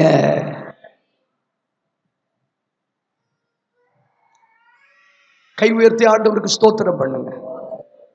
இந்த வார்த்தை நினைவில் வந்தது. என்னைக்காவது நினைவுக்கு வருதா? நான் இப்படி எல்லாம் ஆராதிச்சேனே, நான் இப்படி எல்லாம் கர்த்தரோடு நடந்தேனே, எவ்வளவு நேரம் அந்நிய பாஷையில பேசுவேன், தனியா உட்கார்ந்து மணிக்கூறுகள் அழுவேனே. ஒரு கண்ணு முக்கா கண்ணெல்லாம் போட்டு பார்க்க கூடாது. கண்ணை மூடி ஒரு வார்த்தை நினைவுக்கு வருதா? ஆண்டவர் நினைவுபடுத்துகிறவர். சீக்கிரமா நான் முடிப்பேன், சீக்கிரம். சரியான பாதையில நம்மள தேவன் நடத்துறாருன்னு உணர்றீங்களா? கை உயர்த்துங்க. நினைவுக்கு வந்தது. சத்தம் வரலையே, நினைவுக்கு வந்தது. இதயத்தோடு சேர்த்து பிடிச்சி பைபிளை வச்சு முத்தமிட்ட நாட்கள் நினைவுக்கு வரட்டும்.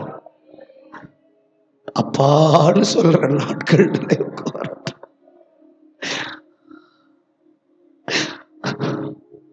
இது எவ்வளவு பெரிய ரகசியங்கள் இல்ல? நினைவுக்கு வந்துட்டுன்னா எவ்வளவு இடைவெளி விட்டாலும் அதை ஒண்ணு கொண்டு செய்வாராம். அது எவ்வளவு பெரிய ஆச்சரியம்.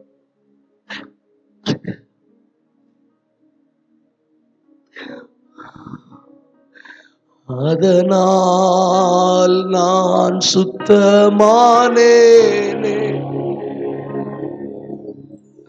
பொன்னாக விளங்க செய்தீரே. அதனால் நான் சுத்தமானேனே.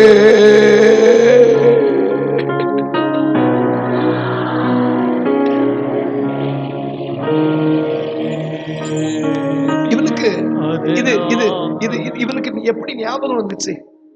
இது இப்ப ஞாபகம் வர்றதுக்கு ஒரு காரணம் இருக்கணும்ல, காரணம் இருக்கும்ல. ஞாபகப்படுத்துகிற விஷயம் ஏதோ இவனுக்கு வந்திருக்கு. இவனை ஞாபகப்படுத்துற ஏதோ ஒரு காரியம் நடந்திருக்கு. சீக்கிரமா எனக்கு என் 10ஆம் கிளாஸ்ல நான் காப்பி அடிச்சது எனக்கு எப்ப ஞாபகம் வந்துச்சுன்னா, என் ஸ்கூலை பார்க்கும்போது எனக்கு ஞாபகம் வந்துச்சு.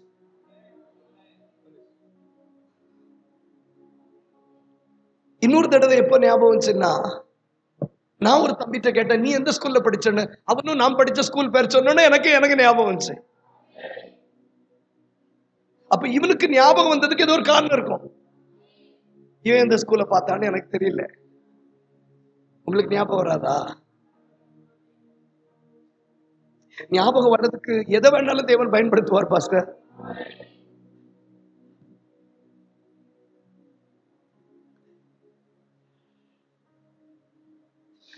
எனக்கு எங்க இருந்தாலும் சரி,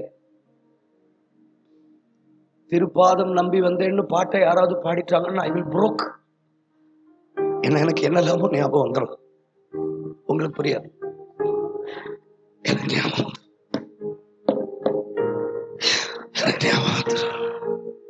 என் நேசரோடு பண்ணின உடன்படிக்கை எனக்கு ஞாபகம் வந்துடும். என் பாவக்கரைகளை தூக்கி என்னை நிமிர்த்தி நிறுத்தினது எனக்கு ஞாபகம். யாரு பாடினாலும் சரி, ஒரு ரெக்கார்ட்ல அந்த பாட்டு கேட்டாலும் சரி, சமூகத்தில் இந்த பாட்டு எனக்கு கேட்டா போதும், எனக்கு என்னெல்லாமோ ஞாபகம் வந்துடும். அந்த வாலிபர் கூட்டத்துக்கு எப்படி போனேன், யார் என்ன கூட்டிட்டு போனா, எந்த பகுதியில நான் அழுதேன், எந்த பகுதியில ஒப்பு கொடுத்தேன், எந்த பகுதியில தாங்க முடியாம அபிஷேகத்துல கீழே விழுந்தேன், அப்ப என்ன சட்டை போட்டிருந்தேன்னு கூட எனக்கு ஞாபகம் இருக்கும்.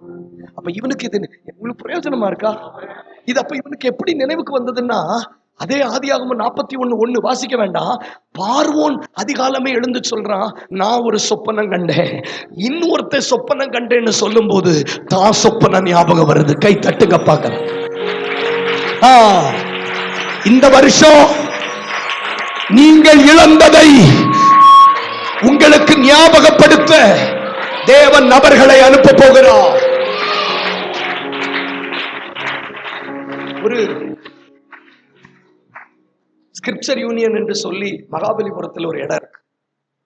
நிறைய ஊழியர் கூட்டம், நிறைய முகாமுகள் நடத்தப்படுவதற்காகவே அந்த இடம் ஸ்கிரிப்சர் யூனியன் சொல்லுவாங்க மகாபலிபுரத்தில்.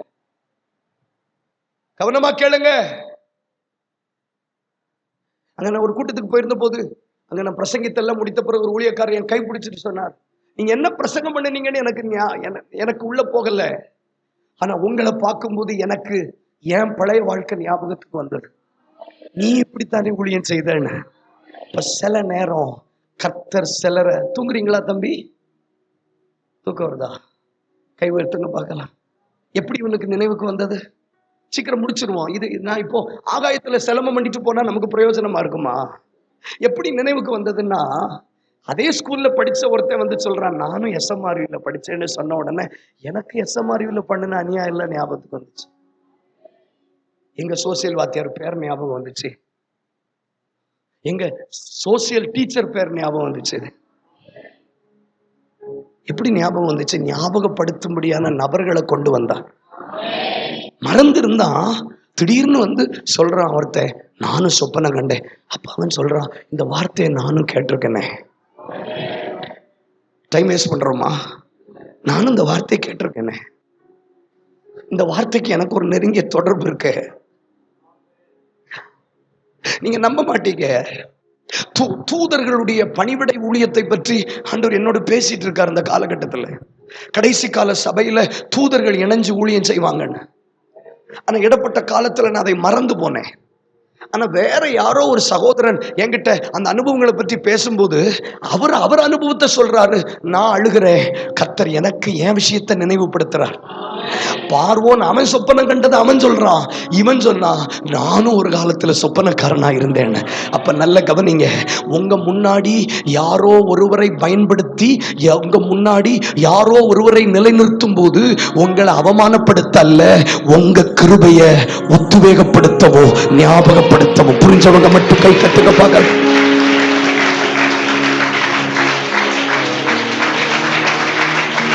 உங்க முன்னாடி ஒருத்தங்க அழுது ஜெபிக்கிறத பாக்குறீங்களா? உன்னை அசிங்கப்படுத்துறதுக்கு அல்ல.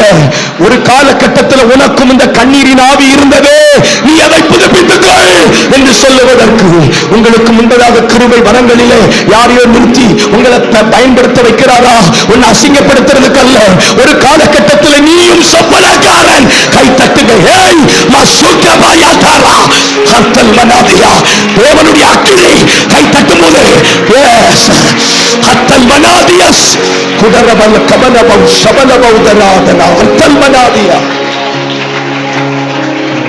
இப்போ இத நாம எடுத்துக்கொள்ளுகிற விதத்துல தான் இருக்கு. தாவீதை கர்த்தர் பயன்படுத்தி கோலியாத்தை வீழ்த்துறார். அத சவுலை பார்க்க வைக்கிறார். இவன் அதை எப்படி பார்த்திருக்கணும்னா, இந்த அபிஷேகம் தானே அவன் முன்னாடி உனக்கு வந்துச்சு, இதே சாமுவேல் தானே உன்ன அபிஷேகம் பண்ணா, அப்போ உன்னால என் வீழ்த்த முடியலன்னு சொல்லி நீ உன் அபிஷேகத்துல திரும்ப கட்டப்படணும்னு தான் ஒருத்தனை காட்டுறாரே தவிர, நீ அவனை பின்தொடர்ந்து அழிக்கிறதுக்கு அவனை காட்டல, அவனை வேட்டையாடுறதுக்கு ஒன்ன காட்டல, அவன் கூட சண்டை போடுறதுக்கு ஒன்ன காட்டல. அவனை நீ மோட்டிவேஷனா பார்க்க கூடாது, அவனை நீ எதிரியா பார்க்க கூடாது. உன் கிருபைய அவன் மூலமா கர்த்தர் ஞாபகப்படுத்துகிறார்.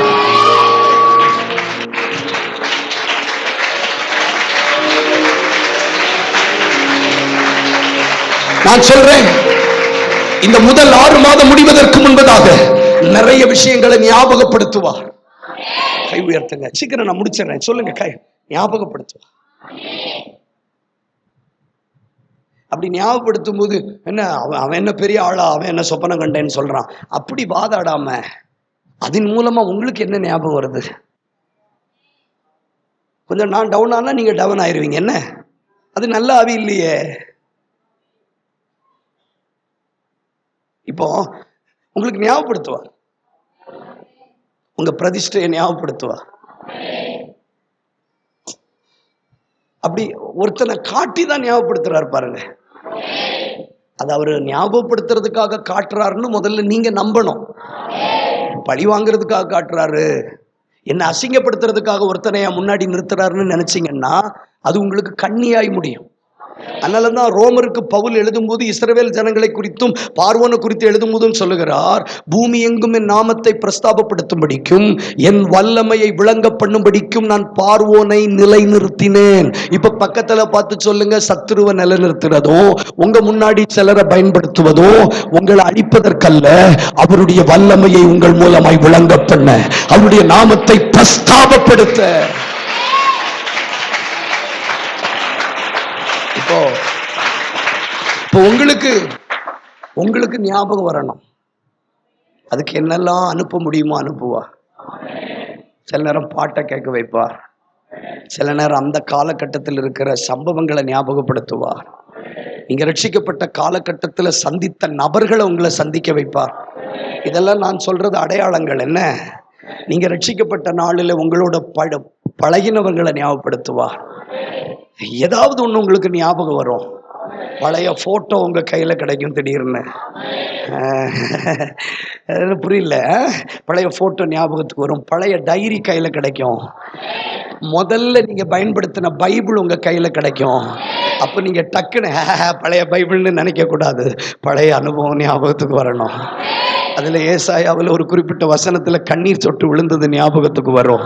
அது எந்த சூழ்நிலையில கர்த்தர் உங்களுக்கு பேசினார்னு ஞாபகம் வரும். இவ்வளவு கிளிப்பிள்ளைக்கு சொல்லி தர்ற மாதிரி ஆவியானவர் நமக்கு சொல்லி தர்றாருன்னா நம்மளை எவ்வளவு நேசிக்கிறார்ல. கொஞ்சம் கை உயர்த்துங்க. திரும்பவும் நினைவில் வந்தது. சீக்கிரம் சொல்லுங்க, திரும்பவும் நினைவில் வந்தது. அப்போ ஒரு விஷயம் நம்ம நினைவில் வந்துச்சுன்னா இப்ப என்ன நடந்துச்சு தெரியுமா? அவனுக்கு நினைவில் வந்துட்டு, அப்படித்தானே? இப்ப என்ன நடக்குது? ஆதியாகமம் 41:14 வாசிங்க. 41:14 நினைவில் வந்ததுனால என்ன நடந்துச்சு?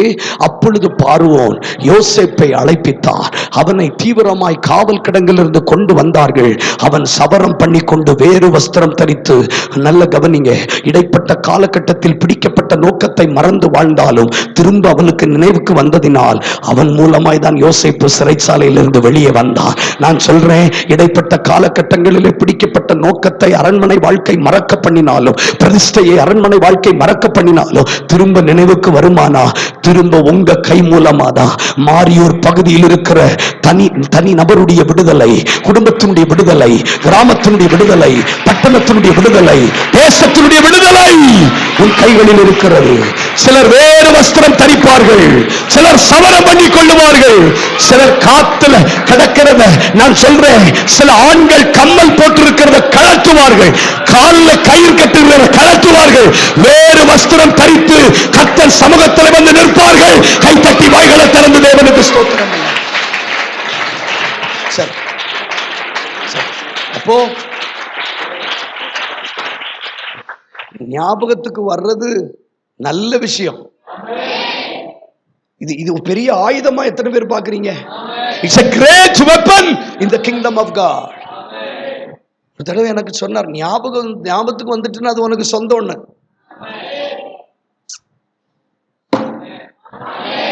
ஞாபகம் இருக்குன்னா சொல்லு, உனக்கு சொந்தம்.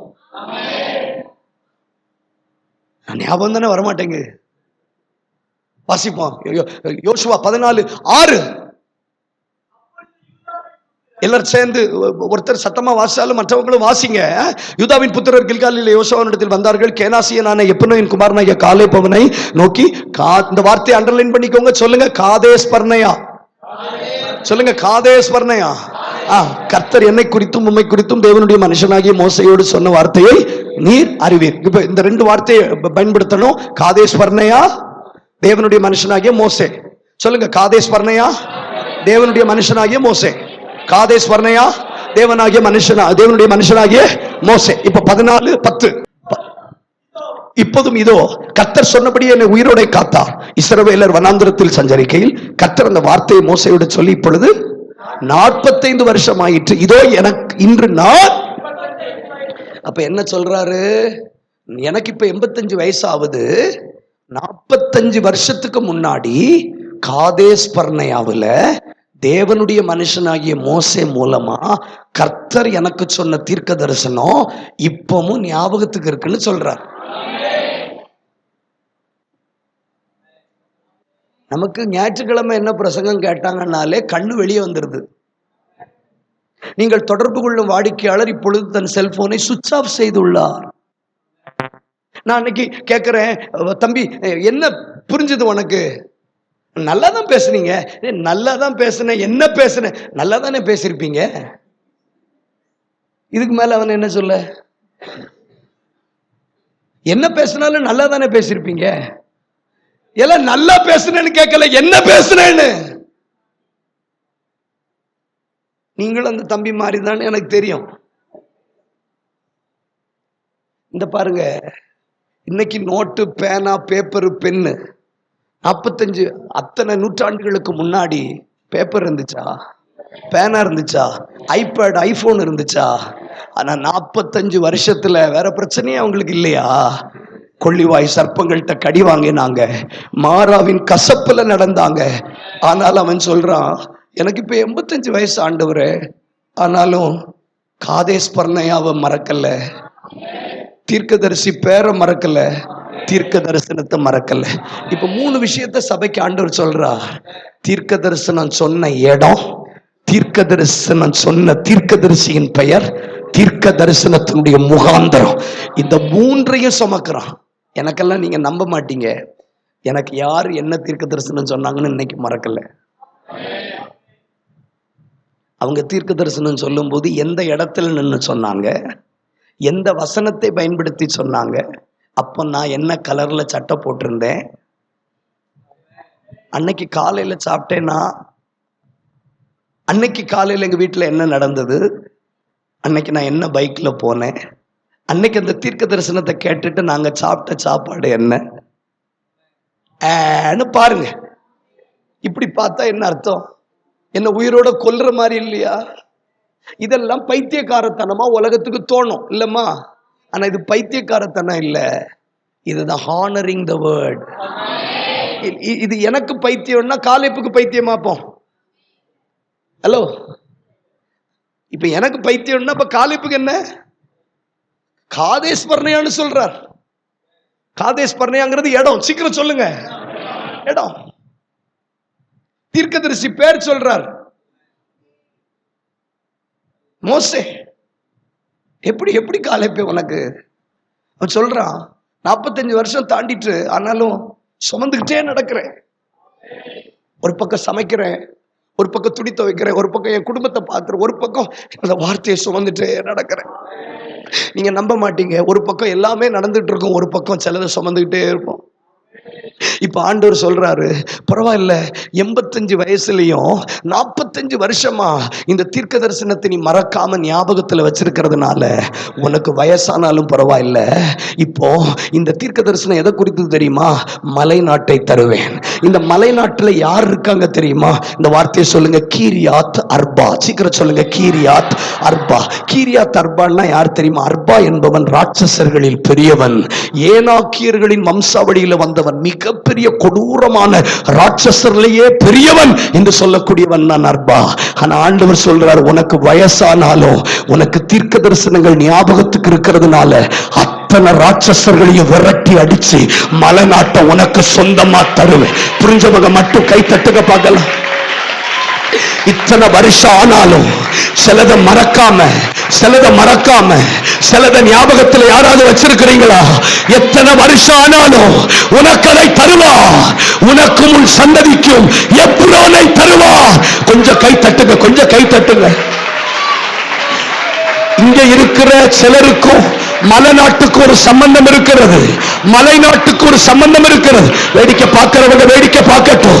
மலைநாட்டுக்கு ஒரு சம்பந்தம் இருக்கிறது.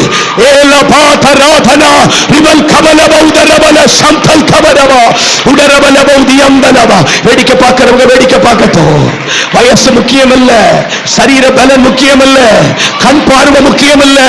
தீர்க்க தரிசனமோ, தீர்க்க தரிசனம் சொன்ன நபரோ, தீர்க்க தரிசனம் சொன்ன இடமோ உனக்கு ஞாபகம் இருக்குன்னா எத்தனை வருஷம் ஆனாலும் உனக்கு அந்த ஏற்போ.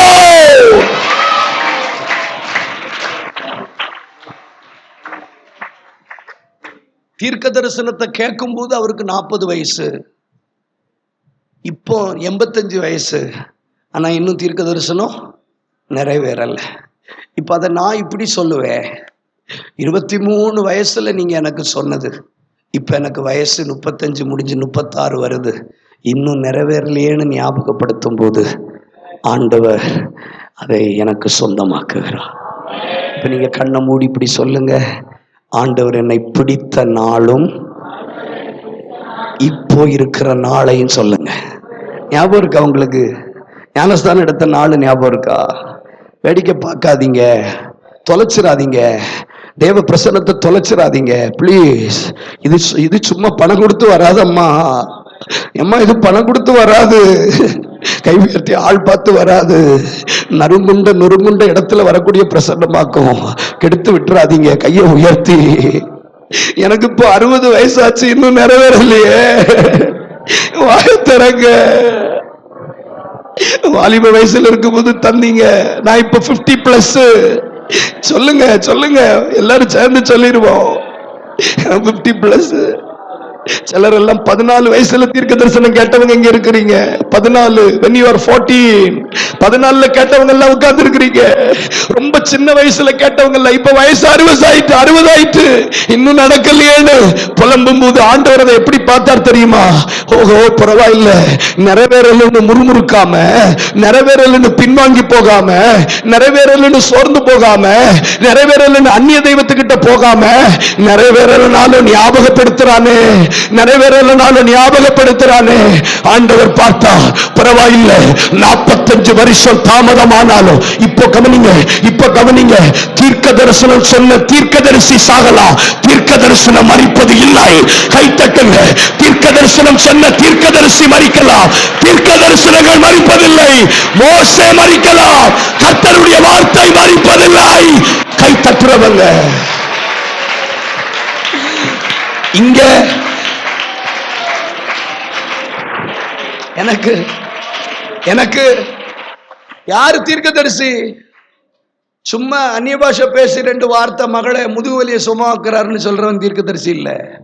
உங்கள் ஆத்துமாவுக்காக உத்தரவாதம் எடுத்து, உங்கள் ஆத்துமாவுக்காக தேவ சமூகத்தில் உத்தரவாதம் எடுத்து, உங்களுக்காக அழுது, உங்களை குறித்து சாமுவேல் சவுலுக்கு தீர்க்க தரிசனம் சொன்ன, அதான் தீர்க்க தரிசனம். சும்மா கண்ட இடத்துல கண்டவன் சொல்றதல்ல தீர்க்க தரிசனம். With responsibility. அவனை மேல் வீட்டுக்கு வர வச்சு, அவனை முன்னாடி முன்தொடைய வச்சு, அவன்கிட்ட மச்சியில வச்சு பேசி, அவனை கர்த்தருடைய வார்த்தையை சொல்லி அவனை, அதுதான் தீர்க்க தரிசனம். எங்க பாஸ்டர் எனக்கு 2010 என்ன முழங்கால் போட வச்சு, உபவாசத்தோடு வர வச்சு, என் தலையில கை வச்சு ஒரு 15 நிமிஷம் ஜெபம் பண்ணி பாரத்தோடு அழுது சில வார்த்தைகளை சொன்னா. ஆனா எங்க பாஸ்டர் மரித்து போயிட்டார், ஆனால் தீர்க்க தரிசனம் மறிக்கல. நான் சொல்றது புரியுது?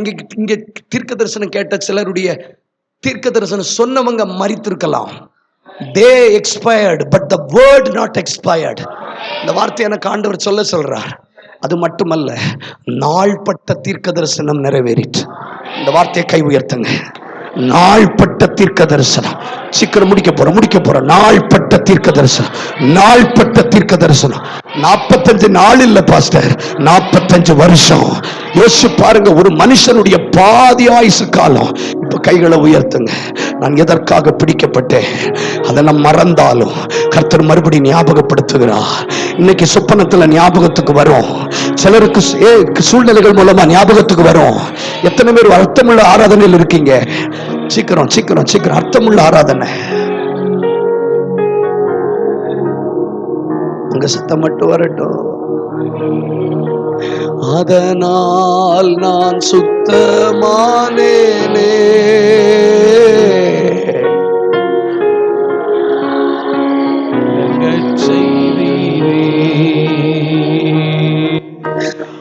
அதனால் நான் சுத்தமானேனே.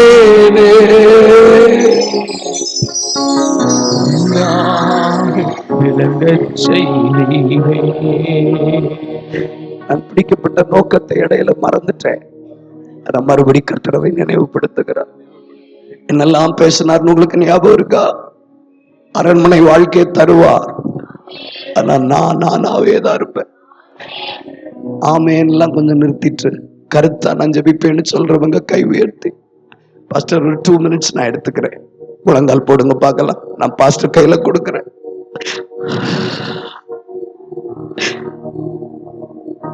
ஏண்டா இவங்களுக்கு இந்த இடத்துல ஒரு மகிமை இருக்கிறது உங்களால உணர முடியுதா? Can you see the presence of God? Can you see the cloud? ஹரவா கட்டு செய்யாதாய். தம்பி பேசாத, இனி நான் சொல்ல வேண்டிய அவசியம் இல்லை. ஏன் வாழ்க்கை தர்றாருன்னு கேட்டீங்கல்ல, ஏன் என்ன வாழ வெளியில இருக்கிறவங்க எல்லாரும் ஜெபிங்க, உங்க சத்தம் மட்டும் ஏன் வாழ வச்சா? தண்டனை கிடைச்சிருந்தா கரெக்ட், என்ன வாழ வச்சார் அதுதான் எனக்கு சந்தேகமா இருக்கு. என்ன ஊழியக்காரனாக்கினார் அதுதான் சந்தேகமா இருக்கு. நான் செய்த தப்புக்கு எனக்கு தண்டனை கிடைச்சிருந்தா சந்தேகம் வந்திருக்காது. அப்பதான் யோசேப்பு சொல்றான், இல்ல இந்த வாழ்க்கை உனக்காக கிடைக்கல, நீ வாழ்வடைந்திருக்கும் போது என்ன நினைத்து என் மேல தயவு வைத்து எனக்காக நீ பார்வரோட பேச வெளியே கொண்டு வரணும். இது ஒரு ஆத்மாவனுடைய சத்தம், இது ஒரு குடும்பத்தினுடைய சத்தம், இது ஒரு கிராமத்தினுடைய சத்தம், இது ஒரு பட்டணத்தினுடைய சத்தம், இது ஒரு தேசத்தினுடைய சத்தம். ஆனா அரண்மனை வாழ்க்கை எல்லா சத்தத்தையும் ஒழிய பண்ணிட்டா. அரண்மனை வாழ்க்கை எஸ்தரை திரும்ப எதிர்த்து பேச வைத்தது, சாக்கு போக்கு சொல்ல வைத்தது, திரும்ப திரும்ப மொர்தெகாயை பேச வைத்தது. ஆனாலும் நான் அரண்மனை வாழ்க்கையில் இருந்தாலும் பழைய எஸ்தராகவே இருக்க விரும்புகிறேன். சிறைப்பட்ட போது இருந்த அதே ஜெபம், அதே ஆராதனை, அதே அபிஷேகம், என் சிறையிருப்பை கர்த்தர் மாற்றினாலும் என் பிரதிஷ்டையை மாற்ற மாட்டேன்னு சொல்றவங்க ஒரு விசை கைகளை தட்டும் போது ஒரு மகிமை, ஒரு மகிமை. 2 நிமிஷம் கை தட்டி ஹபாரா கட்டுசியா தலபா கத்துரவலபா.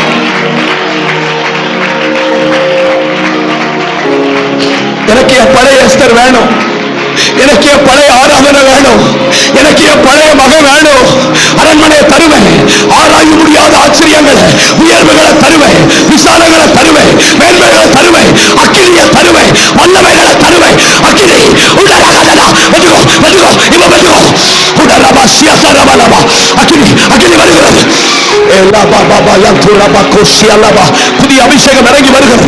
அந்நிய பாஷையை பெற்றுக்கொள்ளுங்க, அந்நிய பாஷையை பெற்றுக்கொள்ளுங்க, அந்நிய பாஷையை பெற்றுக்கொள்ளுங்க. அரண்மனை வாழ்க்கை தந்தாலும் நான் மாற மாட்டேன். லாய் சேவா குஷலே மஹசி பருஷலபோஸ் மசுபெரகேஸ் மசுகதாலியஸ் இலவகதுஸ் பருஷலே. புதிய பாஷைகள் தருகிறார், புதிய வரங்களை தருகிறார், புதிய கிருபைகள் வருகிறது. கண்ணை மூடுங்க.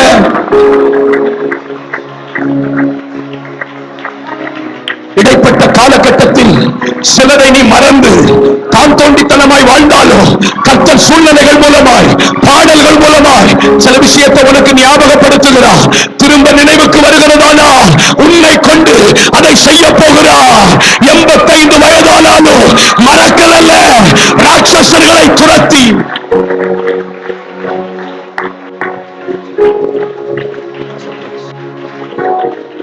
கை உயர்த்து.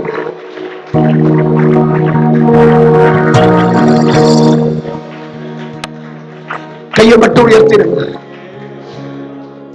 உணர்ச்சி வசப்படாம ஒப்பு கொடுக்க பார்க்கலாம். கண்ணை மூடிடுங்க. அரண்மனை வாழ்க்கை வந்தாலும் நான் கடைசி வரைக்கும் உங்க எஸ்தரா இருப்பேன். சொல்லிருங்களே, சொல்லிருங்களே தம்பி, சொல்லிருங்கம்மா. நான் மாற மாட்டேன், உபதேசத்துல மாற மாட்டேன், ஆராதனையில மாற மாட்டேன். கடைசி வரைக்கும் இந்த கண்ணீரை நான் காணிக்காக்குவேன். அதனால் நான் சுத்தமானேனே. இந்த நாட்கள்ல அநேகருக்கு ஞாபகப்படுத்துவார். மனுஷர்கள் அனுப்பி ஞாபகப்படுத்துவார். அது உன்னை அவமானப்படுத்துறதுக்கல்ல, உன்னை வீழ்த்துறதுக்கல்ல, உங்களை காயப்படுத்துறதுக்கல்ல, உனக்கு ஞாபகப்படுத்தி உன்னை கொண்டு அந்த பிடிக்கப்பட்ட நோக்கத்தை நிறைவேற்ற போகிறார். நாள்பட்ட தீர்க்க தரிசனங்கள் ஞாபகத்துக்கு வரப்போகிறது. தீர்க்க தரிசனம் சொன்ன இடம், தீர்க்கதரிசியுடைய பெயர், தீர்க்க தரிசனத்தின் முகாந்திரம் ஞாபகத்துக்கு வரப்போகிறது. அது அந்த ஞாபகப்படுத்துகிற ஆயுதம் ராட்சசர்களை விரட்டி அடித்து மாரியூரை பிடிக்க நமக்கு கிருபை தரப்போகிறது. பட்டணங்களை பிடிக்க நல்ல கைகளை தட்டி ஆவியில்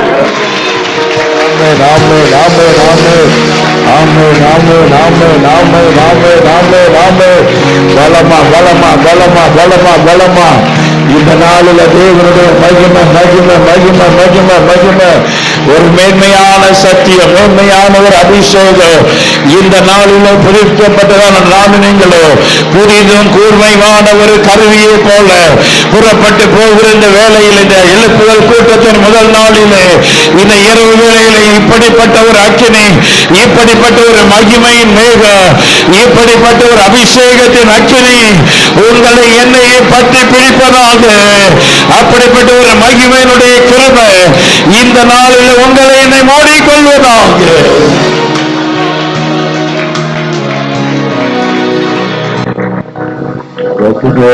துதிக்கிறோம்ப்பா, உமக்கு நன்றி செலுத்துகிறோம். நம்ம எல்லாரும் அப்படியே எழுப்பி நிற்போம். கர்த்தர் நல்லவர். 2025 5வது மாதம் 13ஆம் தேதி தேவன் இந்த பட்டணத்தின் மீது நோக்கமாயிருக்கிறார். கர்த்தருடைய வசனம் சொல்லி, என்னுடைய வைராக்கியம் இதை செய்தது. என்னுடைய வைராக்கியம், அவருடைய வைராக்கியத்தை காண முடிந்தது. அநேக ஊழியங்கள் இந்த ஆண்டுகள் இந்த சபைகளில் செய்திருந்தாலும் தேவன் வறுமையாய் மறுபடி சொல்லுகிறார், இன்னும் சில காலங்களிலே இந்த பட்டணத்தை நீங்கள் சுதந்திரிக்க போகிறீர்கள், உங்கள் குடும்பத்தை சுதந்திரிக்க போகிறீர்கள், உங்கள் கிராமத்தை சுதந்திரிக்க போகிறீர்கள், உங்கள் மாநிலத்தை சுதந்திரிக்க போகிறீர்கள், உங்கள் தேசத்தை சுதந்திரிக்க போகிறீர்கள். சிறையிருப்பில் இருந்தவங்களுக்கு தான் சிறையிருப்பை பற்றி தெரியும். அந்த சிறையிருப்பு மூலமாய் சிறைப்பட்ட அநேகரை விடுவிக்க கர்த்தர் பயன்படுத்த போகிறார். நமக்கு நன்றி. எங்களோடு கூட பேசின இந்த வார்த்தைகளுக்காக ஸ்தோத்திரம். விசேஷமாய் உடைய மகனுக்காய் நாங்கள் ஜெபிக்கிறோம். சுகமும் பலமும் தீர்க்காயுசு உண்டாவதாக. உச்சந்தலையில் இந்த உள்ளங்கால் வரை அன்றுவரே, இப்படிப்பட்ட தேவ மனிதர்கள் எங்கள் தேசத்திற்கு கர்த்தருடைய வருகை பரியந்தம் ஆண்டவரே தேவையப்பா. இப்படிப்பட்ட இளம் வயதிலே எழுப்பி பிரகாசிக்கிற இப்படிப்பட்ட தேவ மனிதர்கள் எங்கள் தேசத்தில் இருக்கிற சிலர் ஒரு மனிதராக வைத்திருப்பதற்காக ஸ்தோத்திரம். நல்ல சுகமும் பலமும் ஆரோக்கியம் உண்டாகட்டும் நாங்கள் ஜெபிக்கிறோம். கிருபைக்குள்ளாய் மூடிக்கொள்ளும். இந்த வார்த்தைக்கு நேராக எங்களை அர்ப்பணிக்கிறோம்ப்பா. தொடர்ந்து கூட இரும். இயேசுவின் நாமத்தில் நல்ல பிதாவே, ஆமென்.